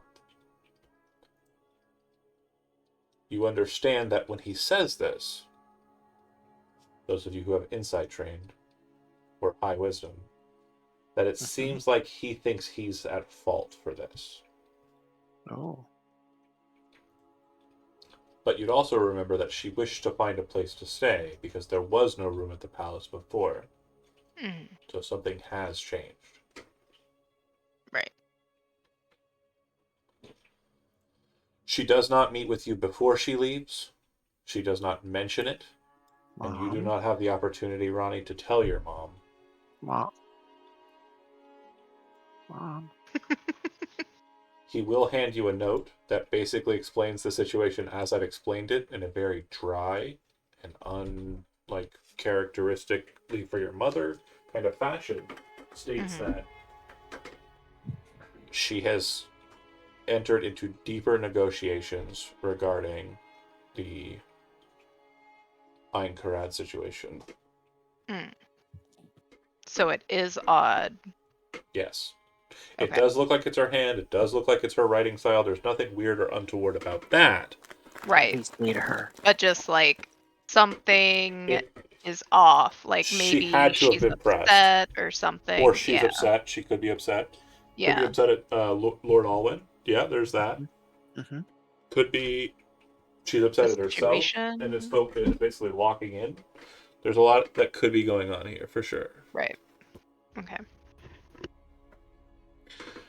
But you awake, you're given your note, and you're, told by Lord Alwyn basic expectations that he has, for the month, and what he's hoping you will get off into doing.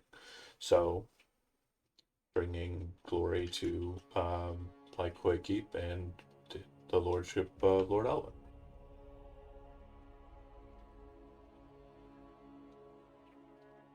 What are your plans Yes. for the day?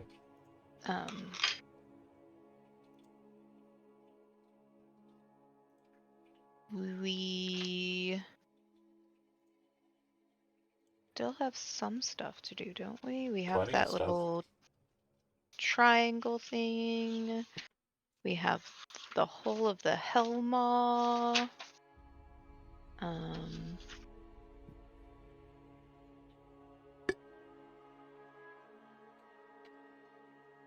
Finished. Oh, we have the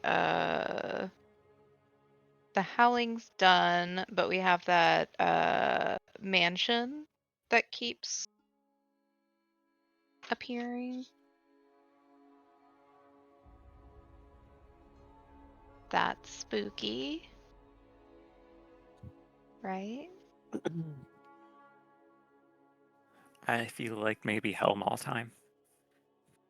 I got this forge key. You've got some ghost boon hidden away in there. Well, she hasn't said anything about that. I'm out of character. Yeah.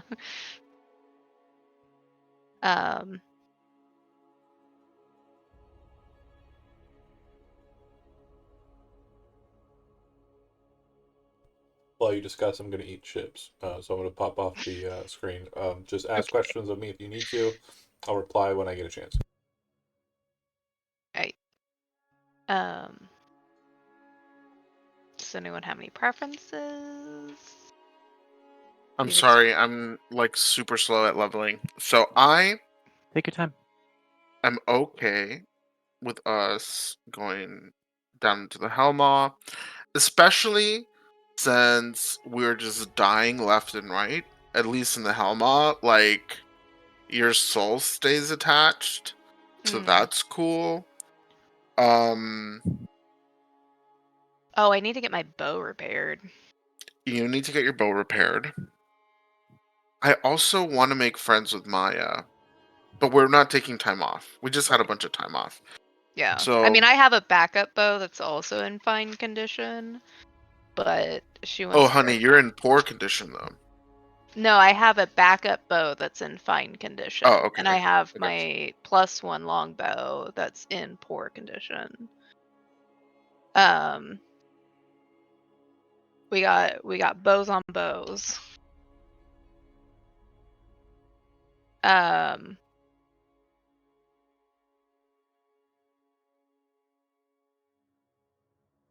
So we can do that. Before we go in, I think Ronnie would like to stop at that library again. That's just outside of the Helmaw itself. Yeah.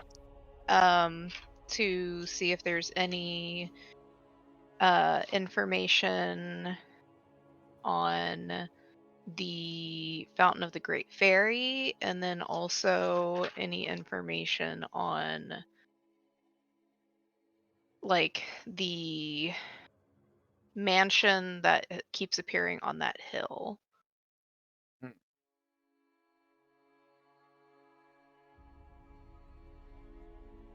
If people are okay with that. Yeah. So Helmaw time. Also, the Fey Gate. And the Fey Gate. Oh, yeah. There is the Fey Gate Might be too. why your mom's mad. Yeah. She wanted you to go investigate that as soon as you could, and you guys rested a bunch. That's right. Whoopsies. Ooh, not y'all dishonoring your have mother. consequences. Consequences. Cringe and also Oh shade. yeah, I forgot about the fake aid. And also shame on you. Why didn't I write that down? Where is that?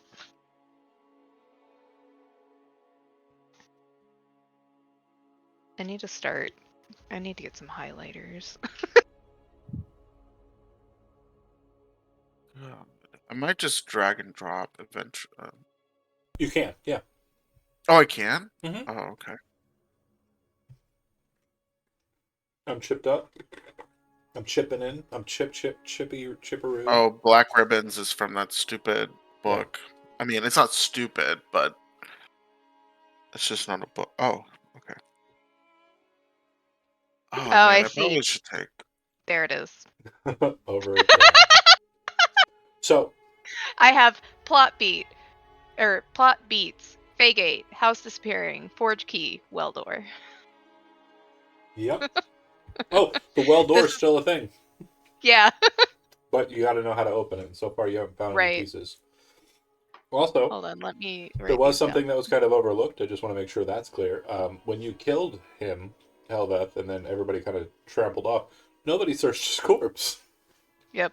which was weird to me. That's I was dead. I couldn't really do that. well, yeah, I know you. Yeah, you got a sound Well- excuse. Oh shit! Wait! Can Well, hold on. we go Because- back? Because you said that, Andy, I'm going to give you inspiration because that was hilarious. It's not my fault we didn't loot everything.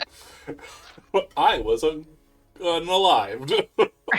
Ronnie Alright. was grieving, so No, we were all freaked out, Yeah. you know, and trying to Granted. get our friend, you know. Now, when you say can we go back, do you mean can we go back to that location?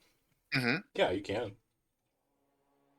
It's a physical location in space and time. You can. And it's definitely- not like there's like a service that's going around crypts, like cleaning up dead cultists, right? Sure. You don't think there is? Right, exactly. Okay. What the fudge? So, Before we leave, how challenging would it be for me to buy 300 gold worth of diamonds? That's a great question and a very interesting one to boot. So you would know that the silversmith deals in gems as well, but he's not in Midtown. He's in Marshtown. If you'd like to travel to Marshtown, you certainly can. Would you like to travel to Marshtown? The fudge is going on? We should probably go there so that It would be basically the crypt would be on the way to Midtown, which would then go from Midtown to Marshtown. Marshtown is down 2 Furlong Lane. It heads past the old graveyard and then straight into Marshtown. would I know where to get my bow repaired? by the way? It would take time, and so Well, that would I be- know, but I have a backup bow. Sure. What I'm saying is So- it's not in such a bad condition that you don't think you could basically ride it until it breaks and then fix it.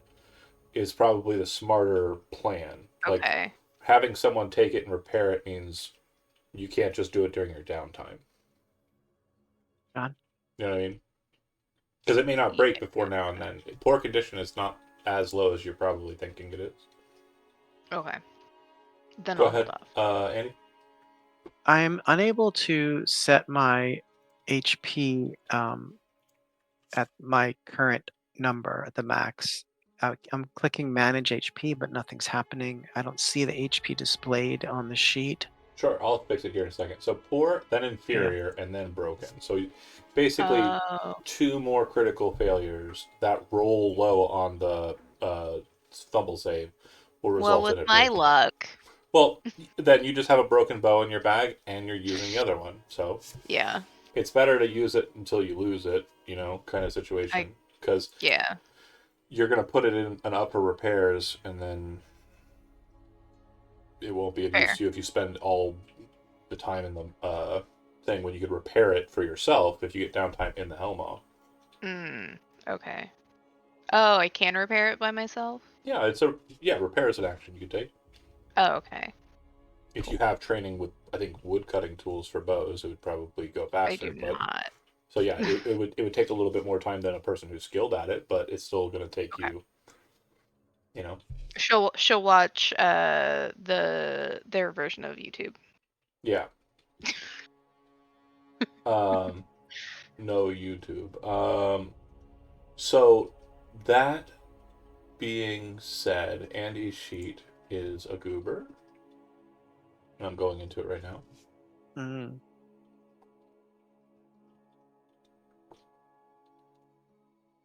And your hit point should be 44. okay.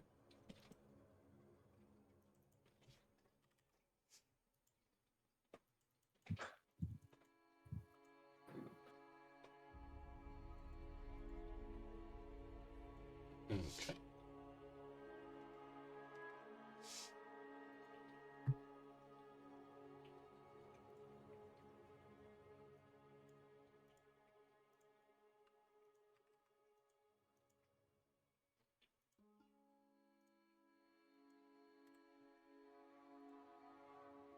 Fireball and Revivify. Good choices. Yeah, I don't know why it didn't just auto-populate for me with both of those. There's really no other options.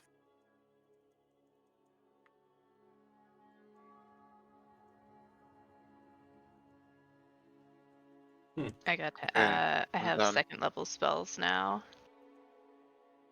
Very exciting.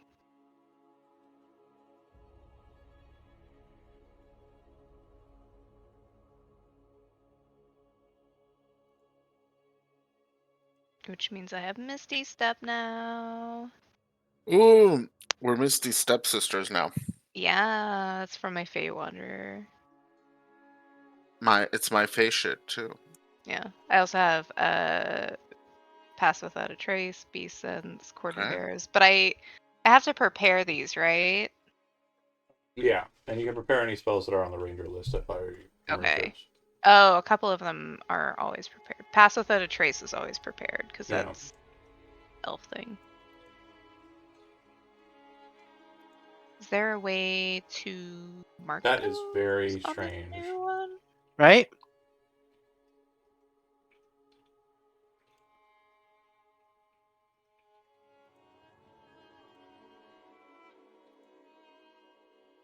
Oops, sorry. Trying to do something else.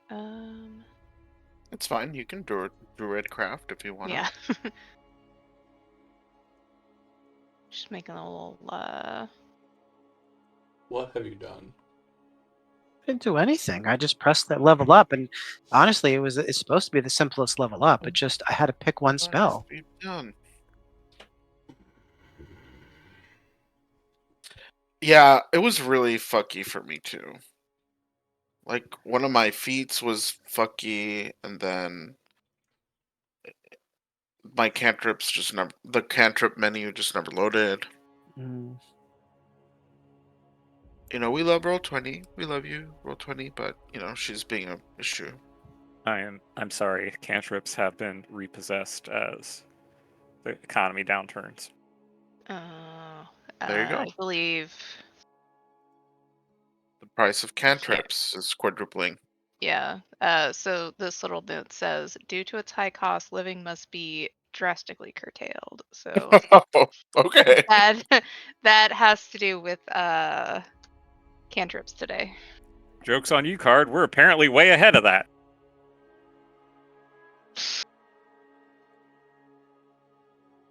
We're doing our best.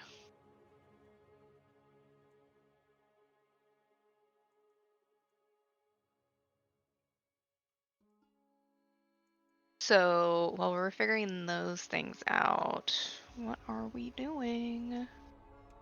What adventure do we want to go on? Vicky? It sounded like go to the crypt to loot the body that may or may not still be there, and then keep going north so that I can get extra lifetime.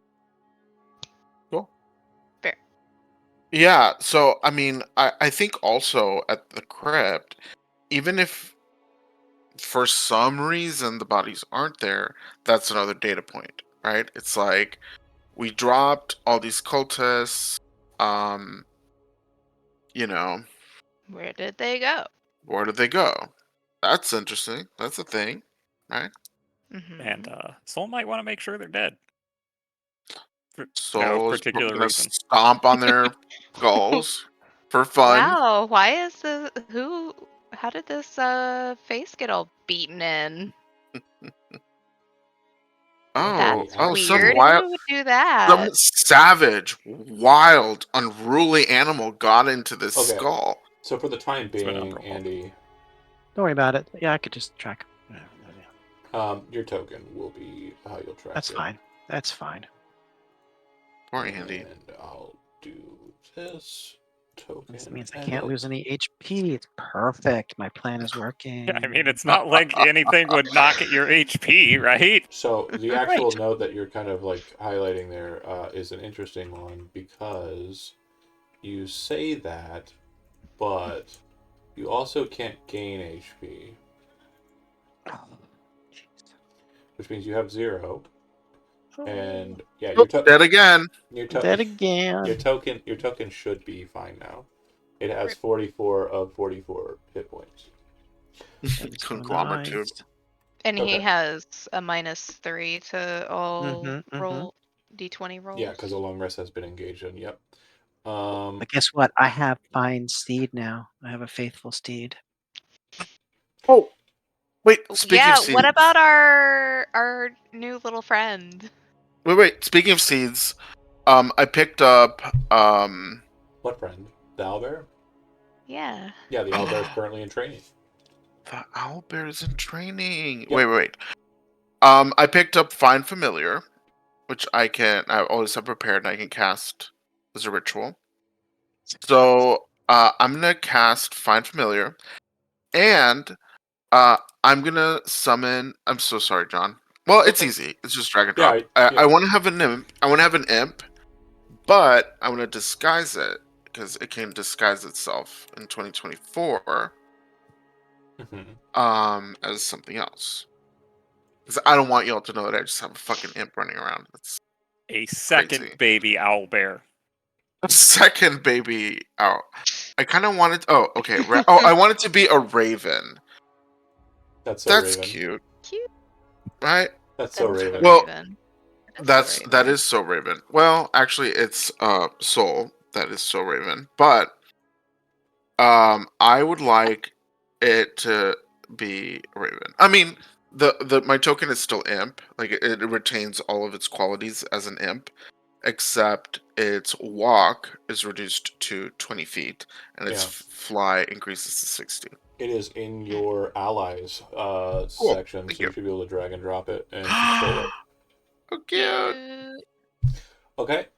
Before we leave though, Ronnie's gonna go outside and she's gonna pet Duchess and tell her to have a good day of training. So yeah, the owlbear at current would be engaged in training. It looks like the stable master has taken it upon himself to prepare the owlbear to serve as a steed. Now you have 2 options for training, and it's a time situation, so that will be what causes it to be functional one way or the other. If you wait for 1 month and you take the month training, the owlbear will functionally serve as a mount and will be focused on riding only. Statistically, it will be an owlbear. Mechanically, it will not be able to be commanded to attack or function in a owlbear-like fashion, though it may do just that if it feels like it has to defend itself. It's just not something that you can implement from the owlbear. It's not trained in war steed. It's just trained to be a horsey. Yeah. If you wish for it to be war ready, it will take longer. It will take 1 month's time to ready it for being able to be ridden as a mount in any way, shape, or form. Mm-hmm. At the end of that month, you can apply 2 more months to its duration to train it for war steed. This will be offset by one of your people aiding in the training during downtime and spending downtime points as a project. Okay? So it's 2 months total or 3 3 months months total? total, 3 months total. which will be reduced temporally by downtime activity. Basically, downtime will function in like a multiplier. The time that you're down, you'll be speeding up the process if you work on that as a project. Is there a way within your sheet to indicate which spells are prepared and which are not? Up at the top it says manage for spells. If you click that, you Okay. can change prepared or not. Oh, nice. Okay, thanks. She mostly just wants to let Duchess know that she's a good girl, though. She seems to like you, Aw. which might mean that you could, during a downtime session, engage the creature easier. Yay. That said, where are we going?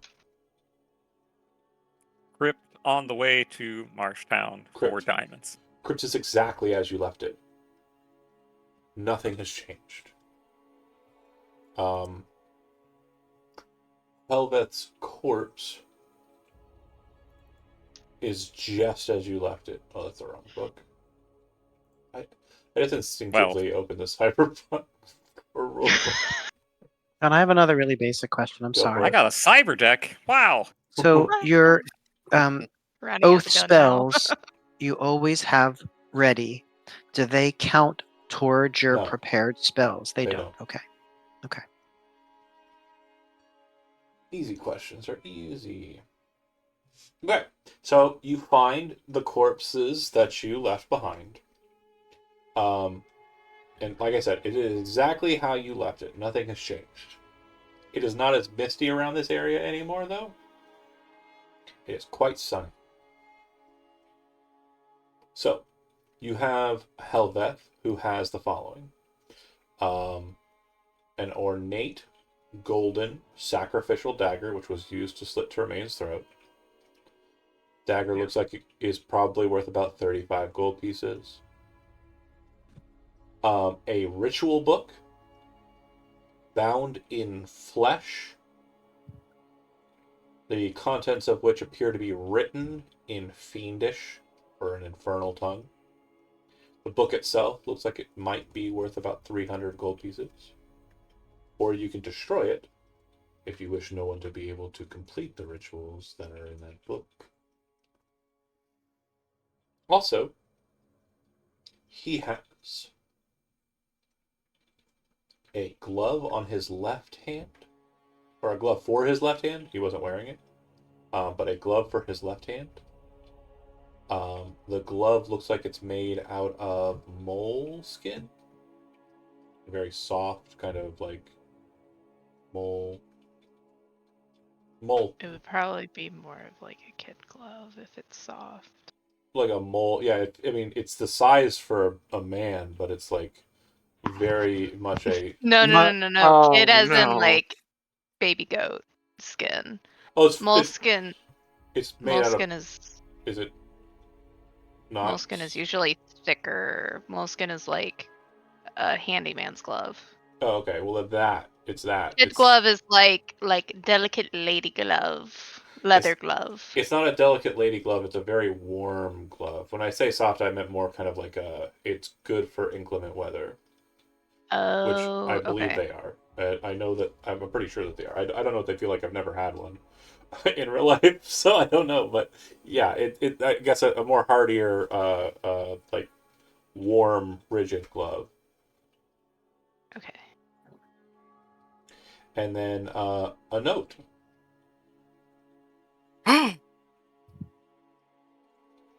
Is it written in common? 1 second here. No, I want to know right now. It is also an apple fritter recipe, but written in fiendish. God damn it. It says, as always, I respect your work. I know that you have lost many who are needed, but I hope that you can find others. And the signature is a very ornate letter D. D. D as in Delta. D as in Delta. Okay. Okay, so there's at least one other, big cultist. It almost sounds like a subordinate being addressed on the letter. Like the person who is writing this is basically saying, "Good work, employee." Right. In fact, that's what it canonically like says that. moving forward. It says, "Good work, employee." Thumbs up, smiley emoji, Got D. it. The Walmart manager. Right. D is the Walmart manager. Obviously, that's why they have the Dark Ritual book. Gotta do what you gotta do to survive that job. That tracks. Should we burn these bodies? Yes. Do you wish to dispose of the book in the process? Looks to Soul. Everyone's looking at Soul. Like,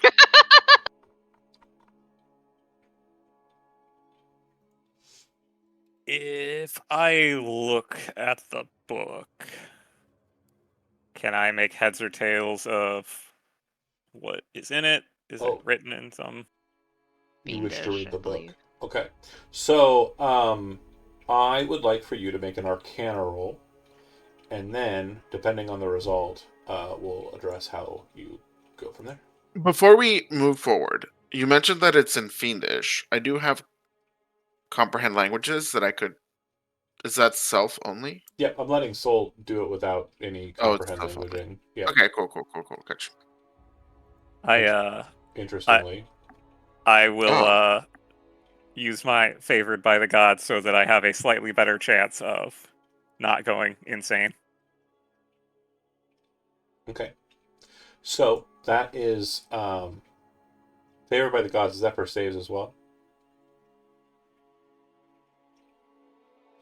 It's a great question. How did you write it? Roll a d20 without advantage. So it's a D20 test, right? Yes. Yeah. Okay. So that said, I would say that you would want to use it for the next beat because as you read the book, you'll need to make a wisdom saving throw. So you have advantage on that instead.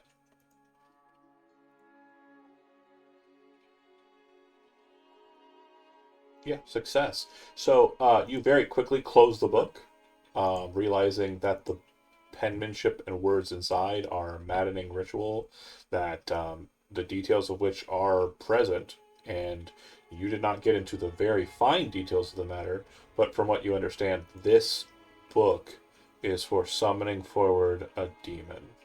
Burn it. Okay. Wait, I'm sorry. Were you able to read this? Isn't this in Fiendish?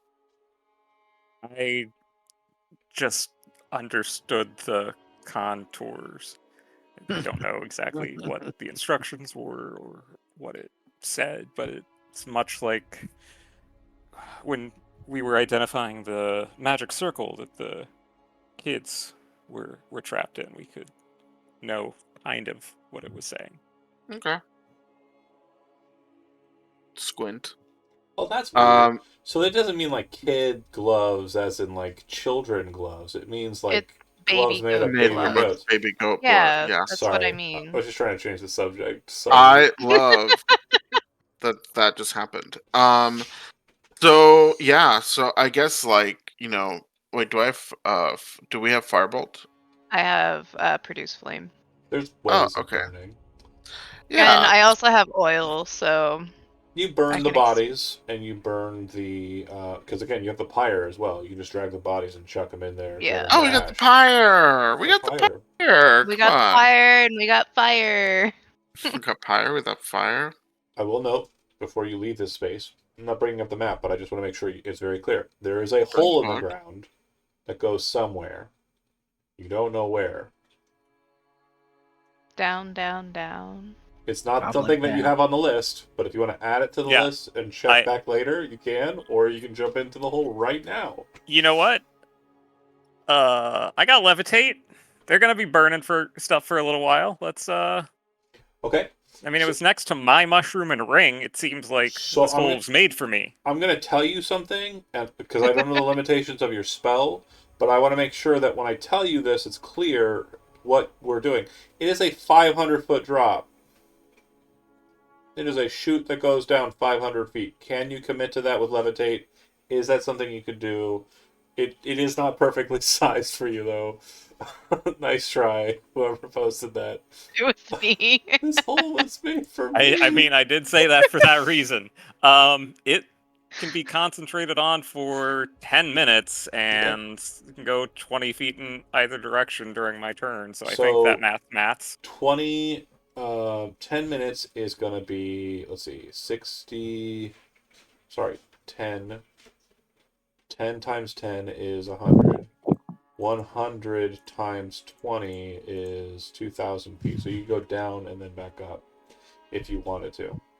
Okay. When you get down about 4/5 of the way down, your light on the walls changes kind of distinctly. Instead of shining against what appears to be just kind of damp, strange stone with like buildup of calcification along the sides, every so often a drop from above hitting you on at the top of your head, you realize that the walls become less stone-like and instead have this very strange metallic sheen to them. In parts of it, it almost looks like it's mechanical. No movement or anything, just a structure that appears to have a mechanical nature to it. But at the same time, it also looks like it's biological. Looks like bone structure or flesh. A biomechanical tube, so to speak. Do you continue all the way down to the bottom, or do you let that be the end of your descent?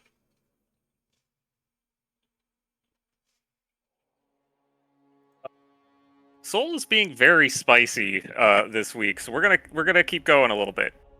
Okay. When you make it down to the bottom, soon thereafter, you would see that this space has light of its own. It appears to have very strange interlacing structures along the walls and pillars out ahead of you and behind you that seem to be made out of the same kind of material that you were looking at on the way down. This space that you're in, it looks as though it is vastly open in 3 out of the 4 kind of cardinal directions. But about 60 feet behind you, the light is stopped by what appears to be a wall. As you kind of try and flicker your light to the edges of this space, at the farther end of the southwestern side, where that wall kind of ends and opens up to the open space, it almost looks like the worked cavern that you're in gives way to a very open cavern to the west. One thing that is immediately clear to you is that where your feet would hit if you were to touch down, there is a pool of water that seems to have a layer that's sitting atop it of this kind of almost cheese-like substance. And in the center of it, there's a hole where the drips before you came down were penetrating it. As you stand there, your light glowing, to the west you would see purple lights floating in the air and moving about, and silhouettes of dark, slender figures moving to approach where you're at. Do you wish to ascend? Yes. Okay. Make a perception check.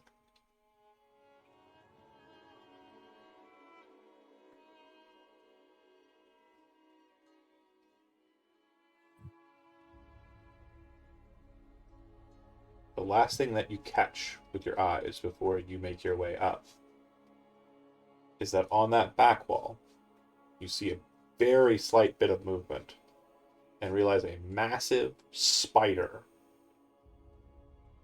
lingers in that back area. But where a head on a spider should be is the upper half of an elvish woman with dark, ebony skin. You ascend back up.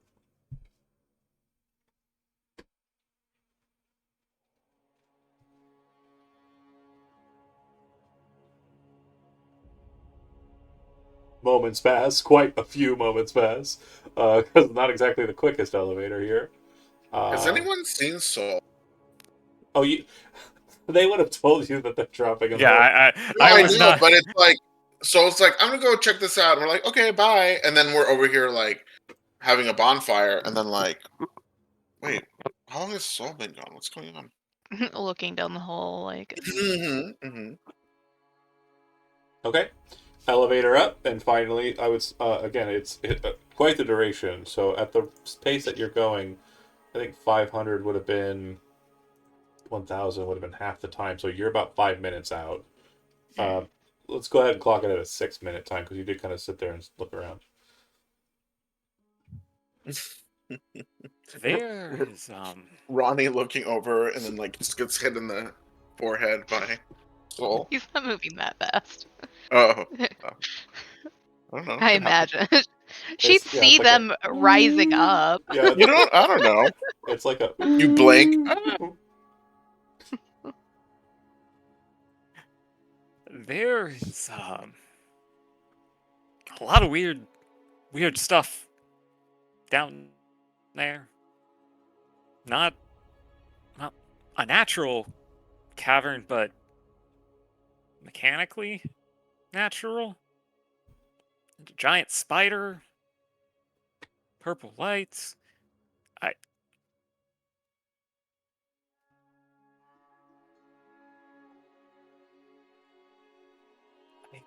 Like, was it a big spider or like a little spider? Very big, plus a person.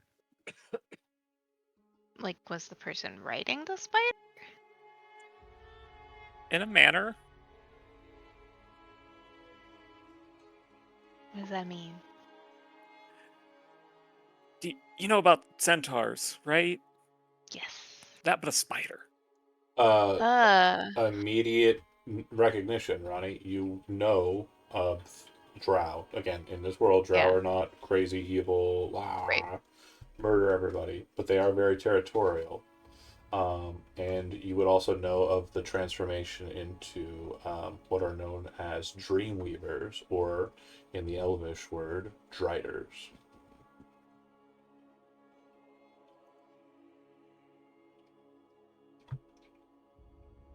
Oh.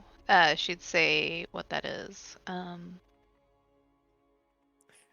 That would explain why they didn't look like they were taking kindly to me taking the elevator. Yeah, it's probably best not to disturb them. They don't like people in their area. We should I probably understand that. leave. Are they bothering any? I mean, they're not really bothering anybody, right? They're just living down there. They're doing something down there.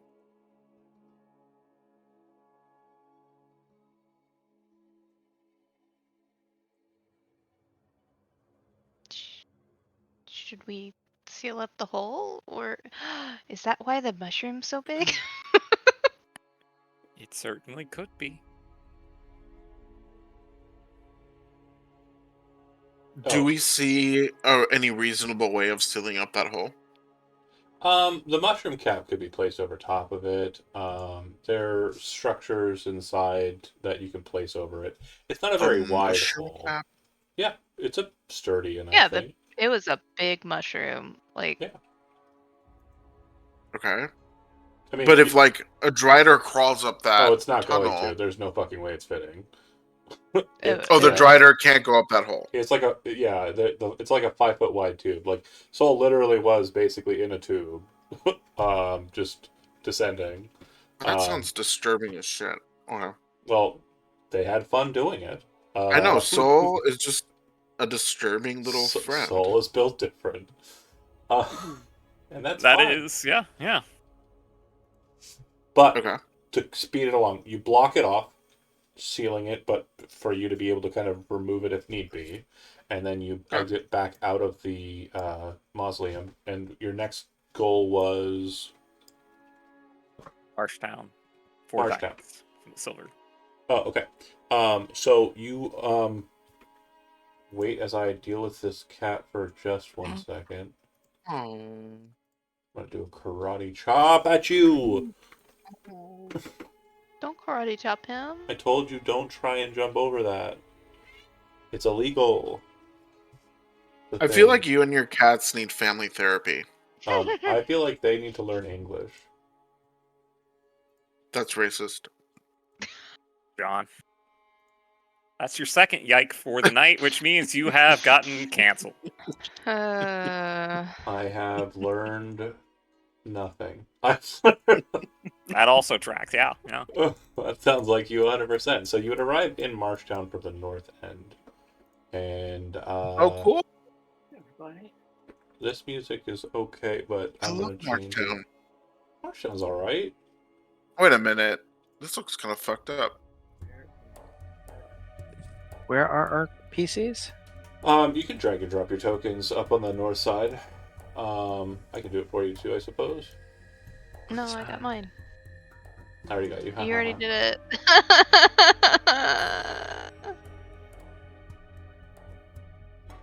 And by the way, y'all suddenly notice that Arya has like a raven on her shoulder and is like, oh, it's just a raven. No big deal. Oh, it's cute. What's its Thanks. name? Ooh, we call him. Oh no. Oh no, I'm having a brain freeze. You get back to us. We call him Pebble. Can't drink the Slurpee that Pebble. fast. What? You said you're having a brain freeze. I said don't drink the Slurpee that fast. Oh, sorry. Glenn, Simone would have been good. That's actually solid. That's so Raven. Simone. I'm not gonna name my raven after Simone. Kari. All are good suggestions. It's Pebble, okay? Alright, fine. Not as good, but we'll take it. You arrive in Marshtown. Now, when you arrive, before you arrive here, on 2 Furlang Lane, the road between, there is a part in the middle of the two, like on from one way to the other. So there's a series of gravestones that are kind of off the side of the road in kind of an area that's like an almost perfect ambush point. And during the walk, it's kind of like, okay, well, this is a very strange location to be certain. And I really have to deal with my cat. Hold on, sorry. Get down. You already broke a plate this week. Get down.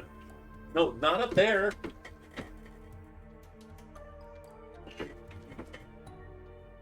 I'm gonna lock you outside. Crimes. No terrorism. I'm trying to run D&D. He wants to do terrorism. But As a treat. I can do terrorism, so I should do it, right? Yeah. I should. In this economy, absolutely. I mean, no terrorism, not once. Only in D&D. Only in D&D. Maybe Cap- cyberpunk. Maybe cyberpunk. This is feline phobic. So you'd also note that as you approach, the space up ahead looks like it's kind of elevated above the ground, and the ground seems to dip. You actually end up on the road, which is a stone structure, and it seems that the ground around you, on the side of the road and the like, descends and becomes nothing more than swampy sludge. Hence the name. You would pass by a building that looks like it has definitely seen better days on the left side, and a building on the right side that looks like it's almost exactly the same building, but it looks like it's newer and has been put up very recently, comparatively. There are a lot of. Wait. This is new? So this building looks new here, This looks new. and this building is the. Oh, I identical see, mirror okay. of it. From what you can tell, it looks like it's some sort of guard house or guard barracks. Okay.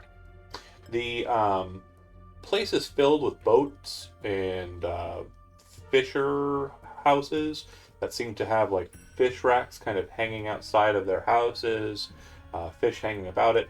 And the other thing that you notice is that this place seems to be very heavily occupied with, crazily enough, not a thing I can put on there because it's obviously right there on the map, but there are a bunch of ravens present in Marshtown. Oh.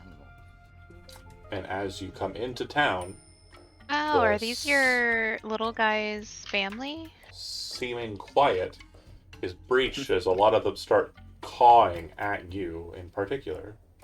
Great. Oh yeah, sweats. Oh, yeah, they must be. A guy pops They out of must this be saying building, hi.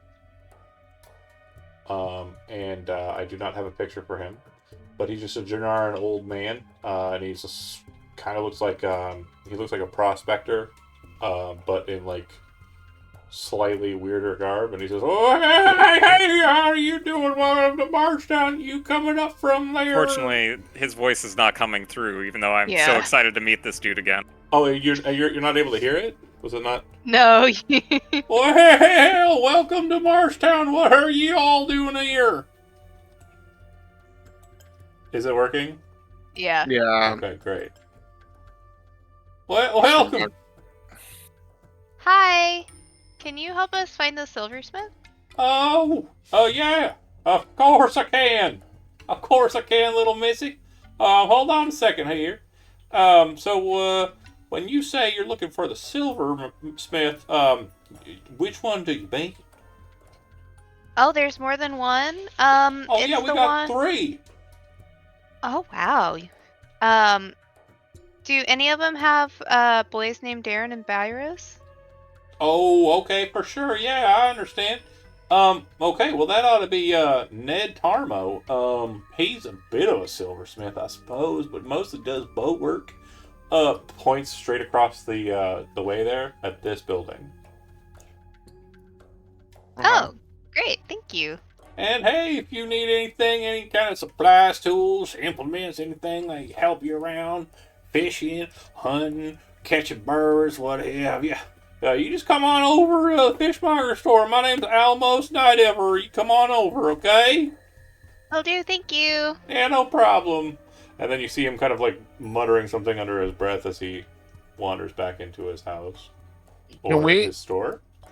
Can I roll a perception to see what he muttered? Sure.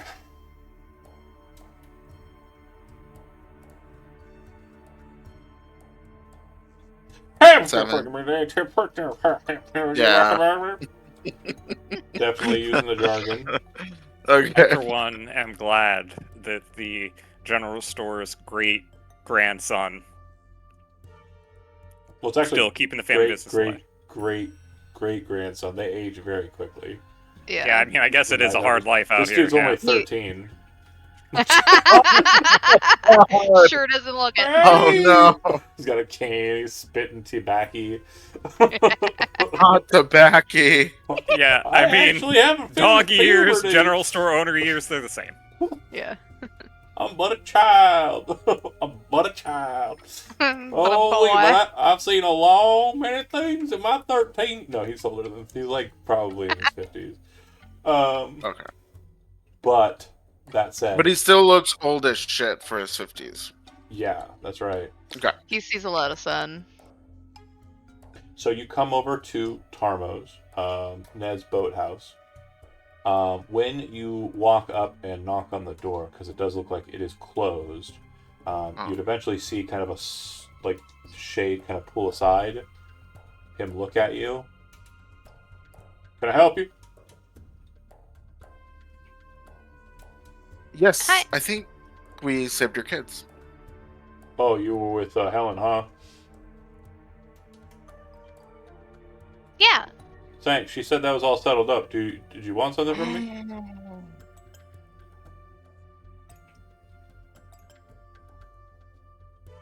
What? I'm like mentally paralyzed. Oh my god. Sorry. It's contagious, apparently. I'm also. The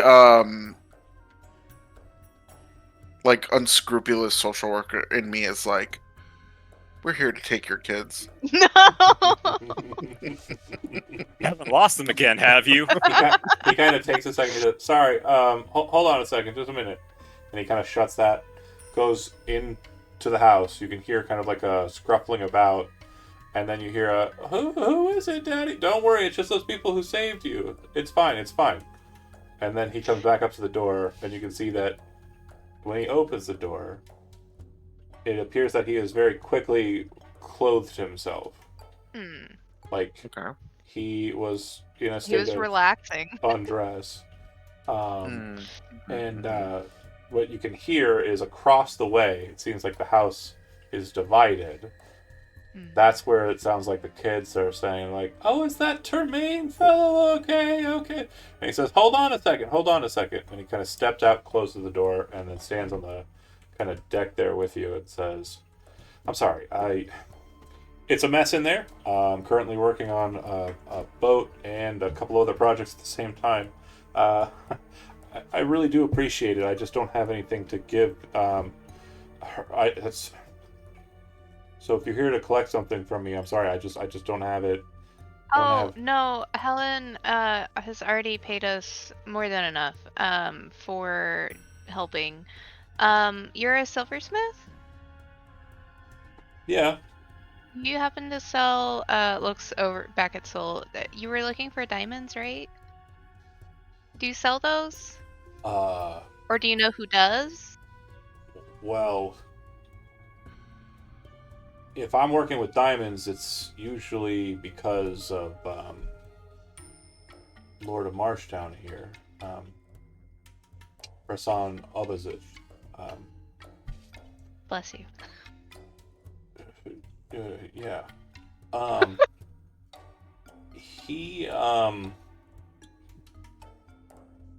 He's the one who's got most of the treasures in Marshtown, and he kind of looks around. And if everybody went down kind of to this landing point, then that's fine. We won't discuss it. But did anybody stay back, kind of stay up at the higher points? Everybody's down there? Okay. Yeah. So then he kind of looks back at you all and says, yeah, it's just, he's probably not willing to part with it. If you want, I can take your money and then maybe buy it off of him. How much were you looking for? About 300 gold worth. Well, I can tell you it's probably going to cost you about 350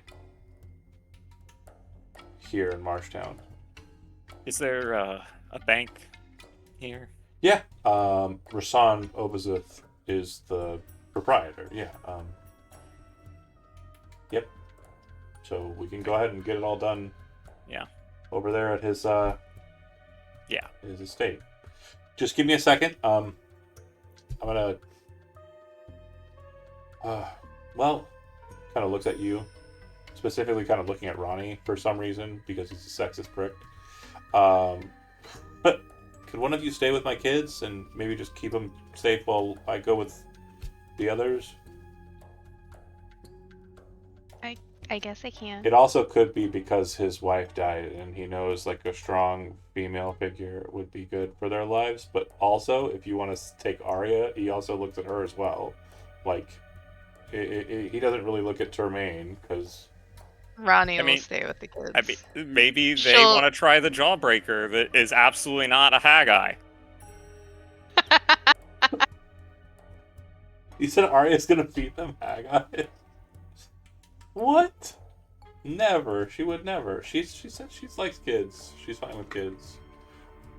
But again, he does kind of look at Arya and Ronnie as people to stay behind. But if you want to leave Termaine with them, like, he's probably not going to say no. It's just those are the two people he looks to first. She'll stay with them Okay. and do little like druid crap tricks for him, entertain Aw. him. Okay. And then everybody else will go with him, Ned, to I am serious, buddy. You can't do it. Actually, how old are these kids? I believe we discussed it was like 9 and 11. 9 and 11. She could teach him how to shoot a bow. Ooh. Yeah, you're bad, I know. For fun. Thanks for telling me. Okay, so when you leave with him, he would take you over to the Obazuf Manor Complex, which is over here. And it looks like all of these buildings in this kind of area here are... Oh my god. You're lucky you didn't knock anything down, my guy. I would have... Fuck. He broke a plate earlier this week, jumping where he wasn't supposed to go. Aw. But basically, it's this building here, this building, the building behind it, and this building. They all look like they're kind of a type, right? They look like So they're all all these three. like it's like Like this a- whole spot here, right? Like a compound. Yeah. It looks like it is definitely kind of a big to do. And as you're walking over that way, I'd like for everybody, obviously besides Ronnie, to go ahead and make a perception check. Ooh, Good can my luck. imp make a perception check? Yeah. Yay. I'll die. Oh, that's just. Tremaine, you would notice that as you're heading that way, there aren't a lot of people out like this early half of the morning, right? Mm-hmm.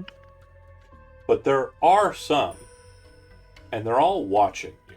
Like everybody who's out seems to be just kind of like man on the street, kind of standing on the corner of the street, but watching you. Mm-hmm. Oh, a big deal. So vacuuming their lawn. Huh? They're all vacuuming their lawn. Yeah. They're all back. they very much look like they are just not even trying to be conspicuous. They are just making it very clear that they're watching you. You very much feel like you're in a hostile territory. John, I meant to ask this, but then I forgot. Can I ask you a question really quick? Shoot. I thought that this region area maybe was related to my orc No, not Marshall. group. No, that's Okay, cool. Delgun is where you're thinking. Okay, gotcha. Okay. And then, out of nowhere, you would see a man who has kind of bluish skin, light blue alabaster skin, and white hair, wearing red armor, leather armor, and holding a strange device, which I would say some of you kind of look at and think it's a pistol. Like, not a very common sight to be sure, but one that's kind of known of, especially during the Wizards War. mm-hmm. And he says, "Hey, yo, What we can. how can I help you? What are you doing around here?" He just seems to just step out in front of you and, like, confront you. What can I help you with?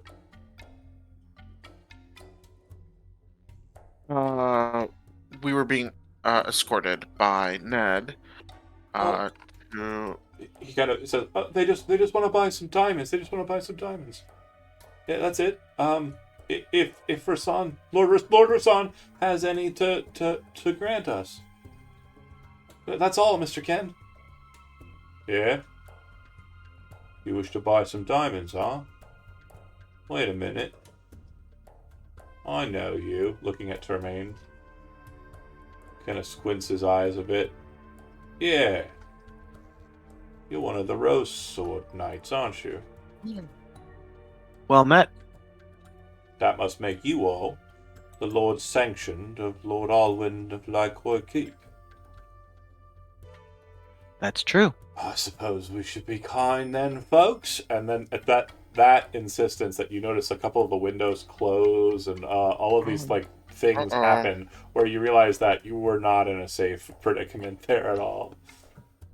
Ken walks over and offers his hand out to Termaine. I'm Buttery Ken.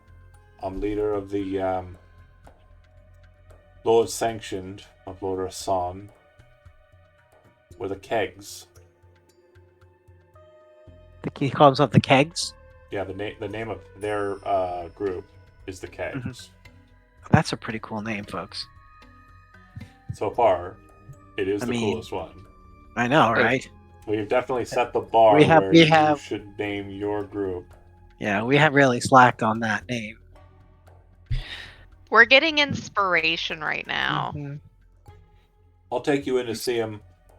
He looks at the silversmith and says to Ned, "You're not needed, but if you wish to pay him some tribute," he says to Termaine, "as a kindness. Most of the folks around Marshtown aren't shown much kindness of late. What do you have in mind? Whether you feels comfortable for you, pay him what you like." Ned kind of looks at you like... And I would like for you to make an insight check, Soul, Arya, and Termaine. Doki. Insight. 7. 11, actually. I am broke, by the way. 17. Arya, you clocked that when he said it was going to cost you 350 for 300. At this juncture, you realize that he was probably just trying to take the 50 off the top. Oh, yeah. I mean, Arya is not going to be like, "You motherfucking bitch!" Like, how dare? I mean, she'll be like, Right. "Okay, I get it. It's a hard life out here." I don't have any coin. I've been broke since the festival, but I would say, hey, Termaine, if you've got any gold on you, I've you been know, broke I since think it yesterday. would be. Oh, since yesterday, I've been broke. I mean, Arya's just broke all the Arya's time. usually No, broke. she's suppressing a lot of trauma. She's living And that- large at festivals. You She's should spending, just let the trauma out. It's been fun. I mean, It's working for Soul, right? Right. So, You have any Yeah, healing so potions? Pop over a healing potion. excuse me? That's worth 50, right? I'm not gonna give him any of my potions. They're specifically asking you, Termaine. Oh, I have 9 gold. That's what I have. We'll You give have him 9 Do gold. you give him 9 gold? Arya is not saying give He him would 50 he would like gold. pull his pocket so it's almost empty besides the gold. Yeah, and you hand him the 9, and he looks at you and he goes, "Thanks again for saving my kids." And he will wander off. And Ken kind of shrugs and then walks with you towards the large building at the massive steps and says, "Sorry for that kind of unpleasantness. I understand it's probably nicer in Midtown and what have you. No Marshtown, worries. people work, people get fed.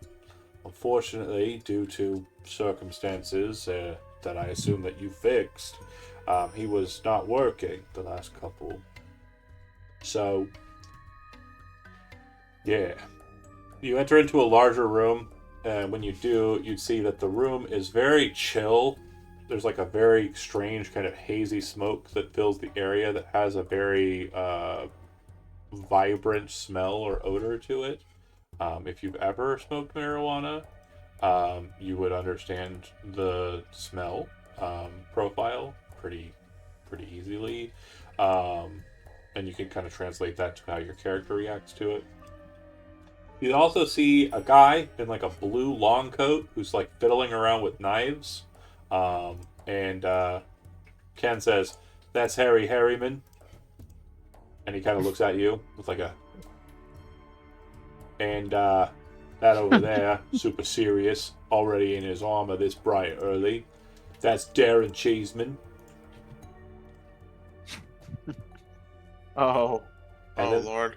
there is an orc sitting in the corner, pistol on the table, and a very ornate looking short sword kind of set on the table as well. And he's kind of lowering his hat to kind of like let the shadows kind of cover his face, except for like his lower jaw and his like fang or his tusks. Cowboy move. And yeah, that there's Mickey the Drake. And all of his gear is kind of like on the table, like seated. And then Ken says, I'll take you up to see the Lord, and he'll get you what you need. You're good for it, right? Seemed like you didn't have much in your coin purse, no cutter. Wait a minute. Banknote. Oh, pink note. Ah, yeah. Okay, that makes sense. Takes you on up, and when you get upstairs, you would see that this very lavishly, just completely, just gaudy, massive hall of a room that goes straight up to a desk, and then behind that desk is a massive king-sized bed with like all of the accoutrements that you'd expect of like nobility to have. But this space just is absolutely tacky. It has all sorts of different like pieces on the walls and everything.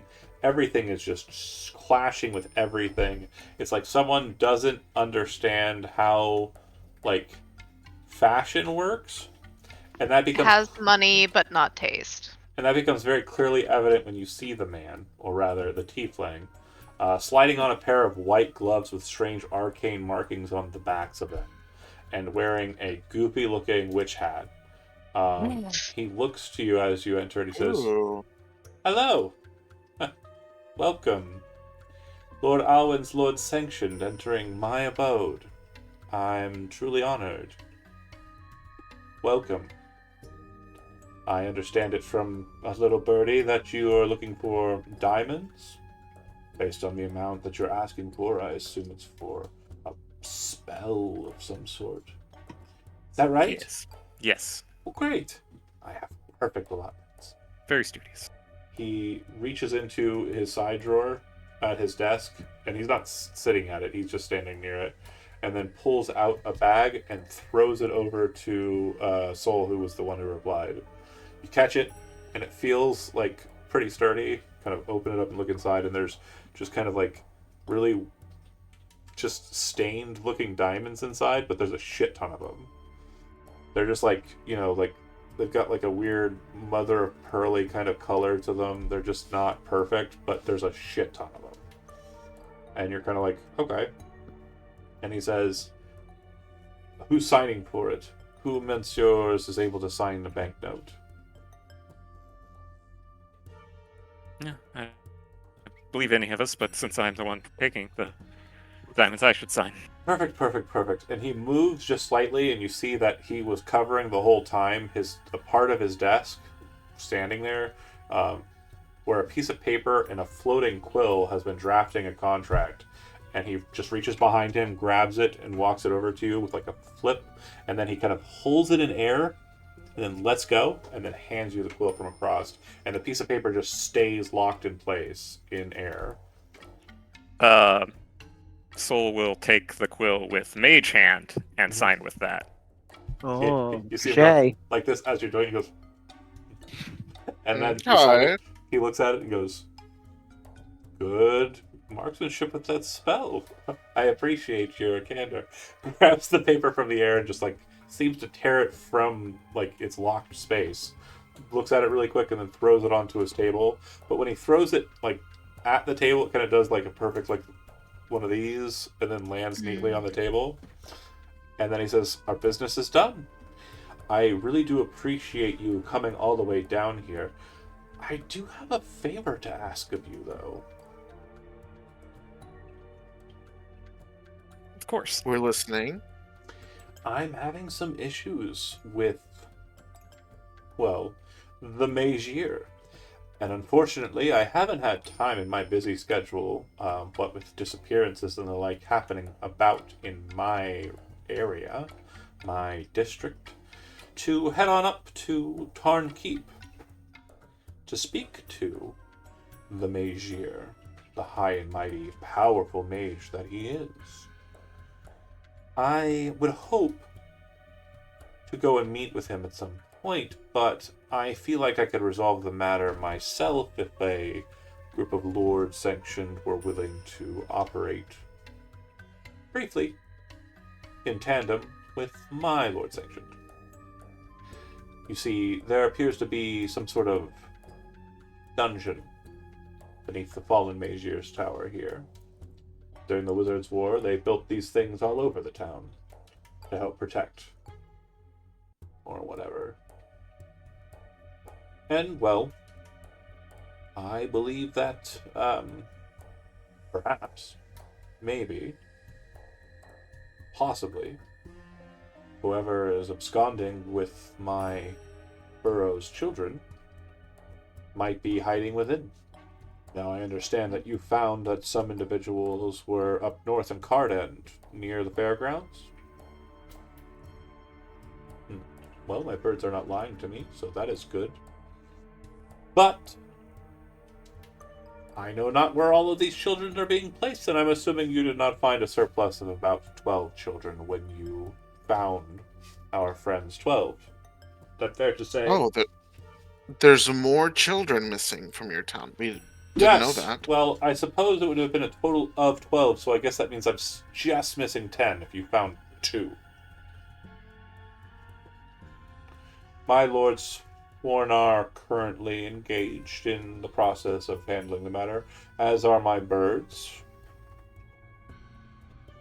But so far as to say, none are willing to go inside of what they believe to be a powerful mage's tower. If a trap could obliterate you entirely from existence, you would also be wise not to try and tangle with it. Which I suppose, if you're wise, you'll say no to me and tell me to shove it up my craw if I were to ask you to help my Lord Sanctioned in this matter. I can't promise you much in the way of return, and I expect everything inside of the Mage's Tower to be relinquished to me since it is on my property. But since that sounds like no deal at all, and I am assuming you're already thinking, how do we get out of here? This individual is a lunatic. Well, I'll explain that I can grant you a favor.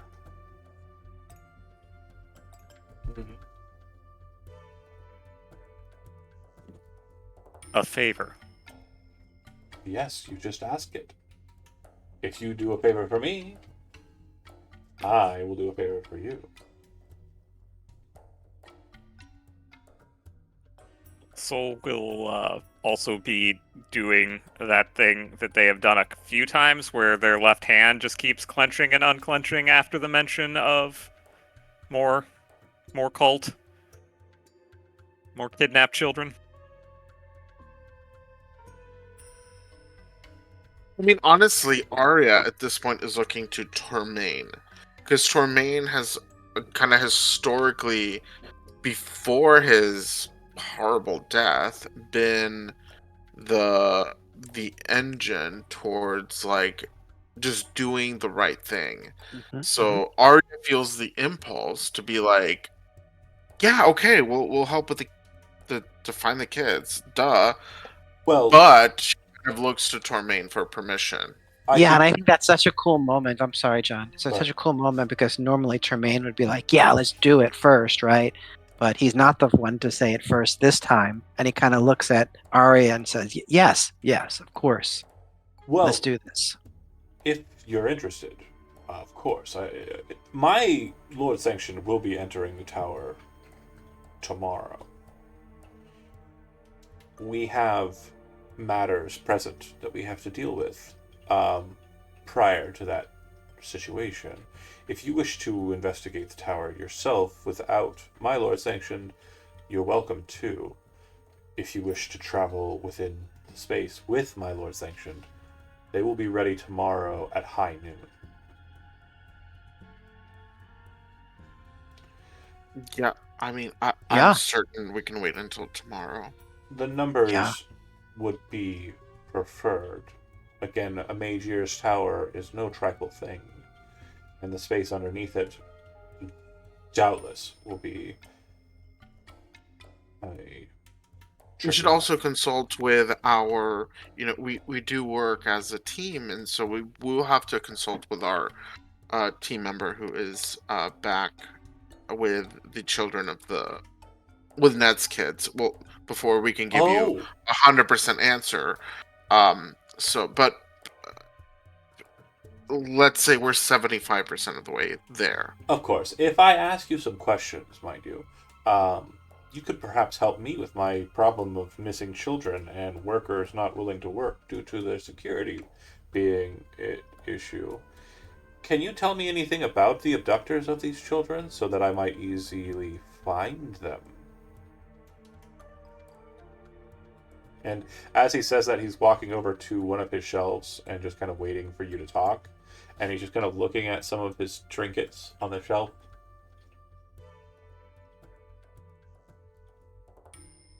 Occult. Occult, you say? He says as he kind of pulls a piece of silk off of something, revealing what appears to be a crystal ball set inside of a golden claw. He reaches up and grabs it and kind of walks it over to his desk, settles it down.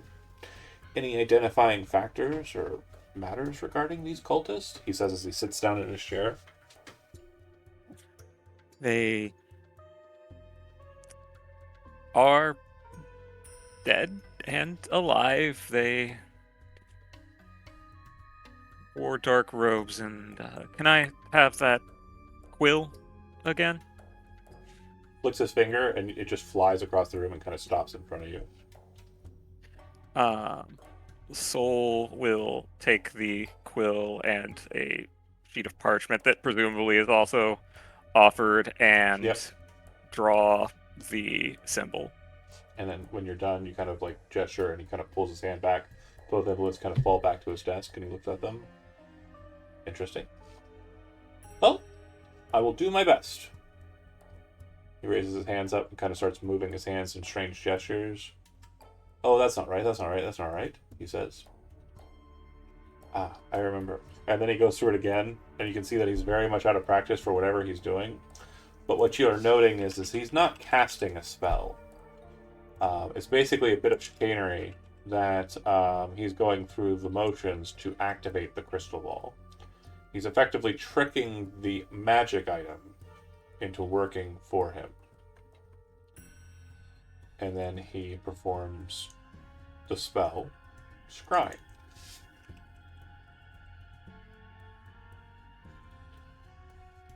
Strange. I don't think they're where we're going, or where we're going to be looking. These cultists. How very, very strange. He says as he kind of moves his finger around the globe of the crystal ball. Do you know of a place? He gestures for Soul and kind of points. And you would see what appear to be walls similar to the Temple Bastion in the Hellmaw. I couldn't scry the kids. They had some sort of ward against them. I tried a couple days ago. But this, and he points at a guy who seems to have the marking on his arm and his hands, just kind of moving around. You can just barely make out like the details of the space around him, not very well. But it looks like he is in a space that has a very similar construction to the Temple Bastion in the Hellmaw. That's where there was the floating crystal and we got the forge key? That's the Temple Bastion, yeah. I don't know where this is. I've never seen construction like this before in my life. Ah, there. And he points as the person kind of walks near what look like prison cells. Or some sort of just like doors lined by themselves next to each other. That must be where they're holding them. Where is this? He says. He kind of wipes his hand over the ball and it kind of dissipates the image. We saw construction like that in the Hellmaw, but that does not appear to be the same place. He kind of like waves his hand like this for a bit, and you start seeing kind of like what looks like a pink kind of dust kind of flowing around his face, and then he kind of like says something at the dust. Ken, get up here. And then kind of shuts his hand as the dust disappears. Ken comes up. Yeah, boss. Helmar, when's the last time you've been in? Last month. Sometime early part of the month, I think. Yeah. Maybe it was the month before. Well, forget about the tower. I'm pretty certain that the children are being held inside the Helmar. Inside the Helmar? How the fuck they get in there? You gotta have to get past like 3 gates, and there's no fucking way a cultist could get through unless. He starts. The tiefling starts nodding. Unless a lord let them through, and we need to figure out why that was the case and who it was. Ken. Oh yeah. So you want me to take the boss alive if we find him? That's right, Ken. And I would like you to make a move for it now. Prepare your crew. He looks to you. There might be children in the or in the tower, but since this is a more direct aspect and more a direct link, I'm going to focus on this. So you don't have to arrive tomorrow or check it out yourself, unless you want to. But as stated, everything inside of that tower is mine, by right. I suppose I could dispense of some of it, if you were willing to clear the space underneath the tower for me, but if not, that's fine too.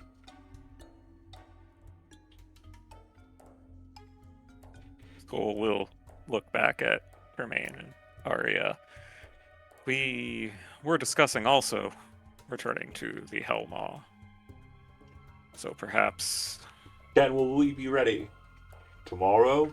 Yeah? Maybe noon? You're dismissed, Ken. Back downstairs to your partying and whatnot. Thanks, boss. Heads off.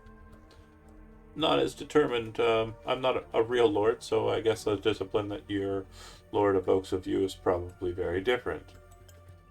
That said, if you happen to find this place where the children are located, and my crew is not around you, I would very much appreciate it if you would do due diligence in ensuring their safety.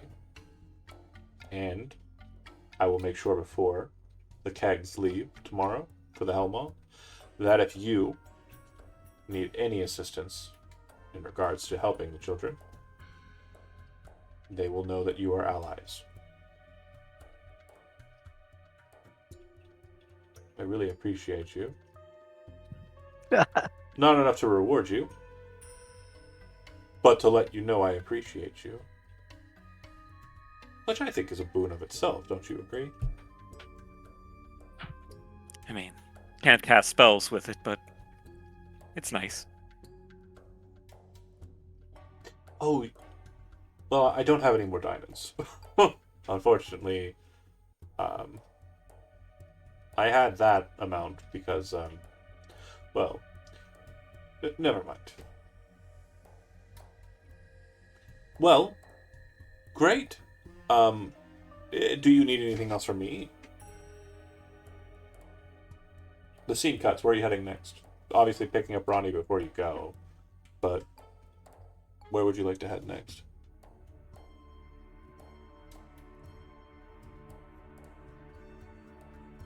Just so we have a good starting point for next session. I assume we head back to Lycoy Keep to prepare to go to the Helmar the following day. Since that is again, it's early. It's early morning. You could still go now. Yeah. And again, they'll arrive and make their way to wherever they're trying to go tomorrow. I mean, if you find the location and stop there, you could probably try and tell them. Yeah, I mean, I'm fine with heading straight there if everybody else is. Okay. Does anybody have any purchases that they wish to, lock in before you head towards the Helmar?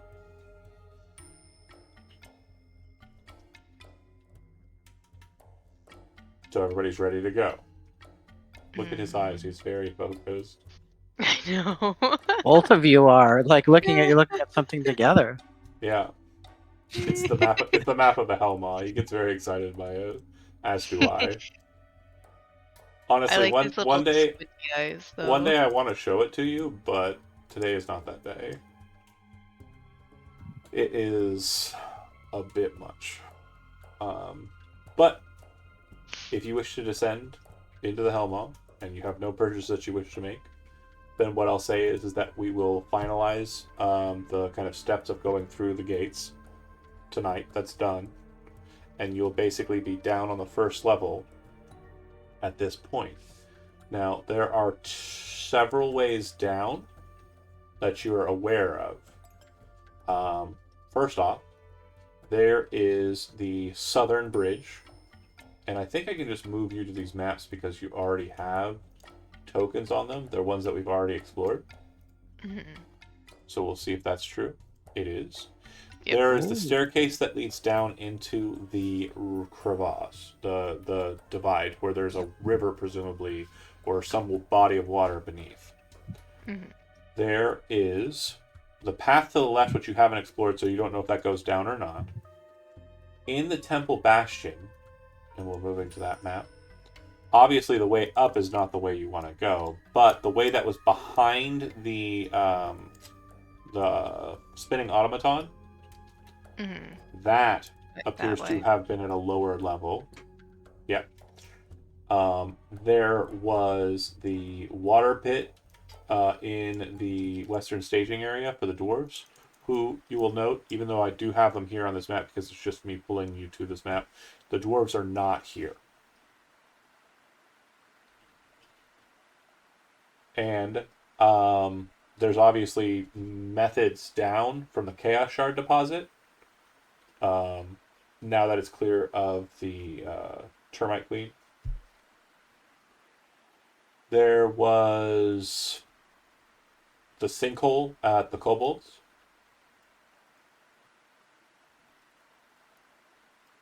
Mm, Which was also I- known as... Where presumably a dragon is. Yep. And then there was the Dragon Pit, which was the place that looked like it was like a dragon like cave. Yeah. That had a hole in it. So these are some ways down. And then, of course, there's the center hole of the Hellmaw, which does have lines that have been secured by one adventuring group or the other that would allow you to descend pretty safely down to the second level. All at different points, though, obviously. So my question to you is, so we're ready for next session. And again, talk amongst yourselves. How would you like to descend down from the first level to the second, if at all?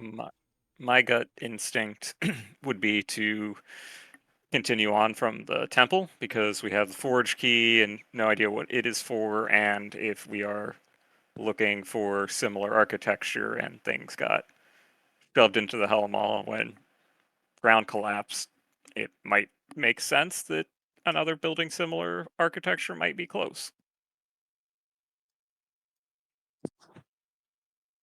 I mean, this is Saul's home turf, so Not really. The Hellmaw's everybody's kind of space to explore. Because they weren't able to actually explore the Hellmaw until they were Lord sanctioned. So, Yeah.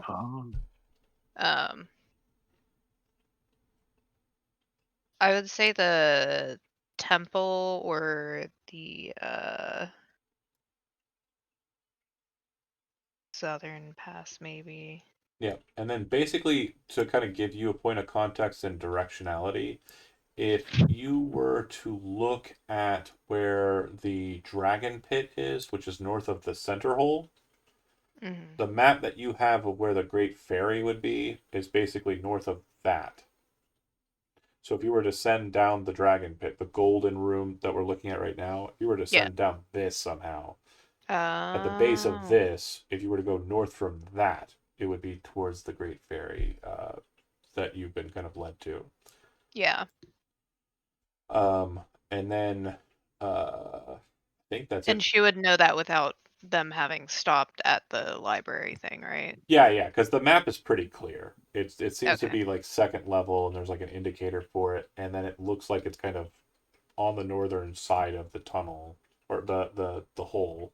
and it would be kind of Okay. offset from that. So it's very north of that, which means that the dragon pit would be north of that and a descent, which would kind of put you on the path that you'd be going to. Does that make sense? Mm-hmm. Yeah. And for a lot of these options, I do have Featherfall, so there's that going for us if we want to take the express route. I have Misty Step now. Yeah. These are all great options. I'd fucking win.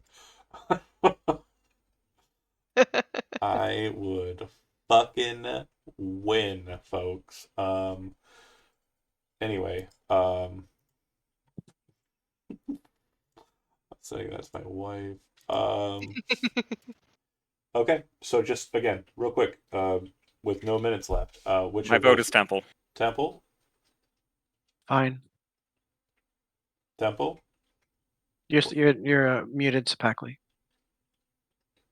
Temple. Temple. Okay. So then I was just talking a fucking ton. I'm sorry. Go ahead. Oh, we heard none of that. Fuck me. I'm so sorry. I'm so sorry. Okay, so we'll start next session. I'll go ahead and move us to that map so that we are on it. And you can feel free to explore from what you got token wise. I'm going to double check my markers here. Let's see. Dynamic light barriers like lines or closed doors and windows will restrict player movement for players. Perfect. And then dynamic lighting is on. Yes. Do you have a token on every level except the top level, of which I will remove Ronnie's token? Yep. Because you're not going back up there, I don't think. I mean, if you No. want, if you want to, you can. Absolutely. No. She has trauma. Sure. She's already Yeah. nervous being in here, but Yeah. So she's fine. again, that would have been so there's a couple of exits and entrances to this place. The exits would be the northern exit on the front entry, so like this one over here. And let me snap ping that, sorry. This one over here. Hmm. And then there is the other entry that was behind the thingy mabob. And that is it. All right, pick up from there next session. See you folks next week. Have a Bye. good night, everybody. Stop the stream.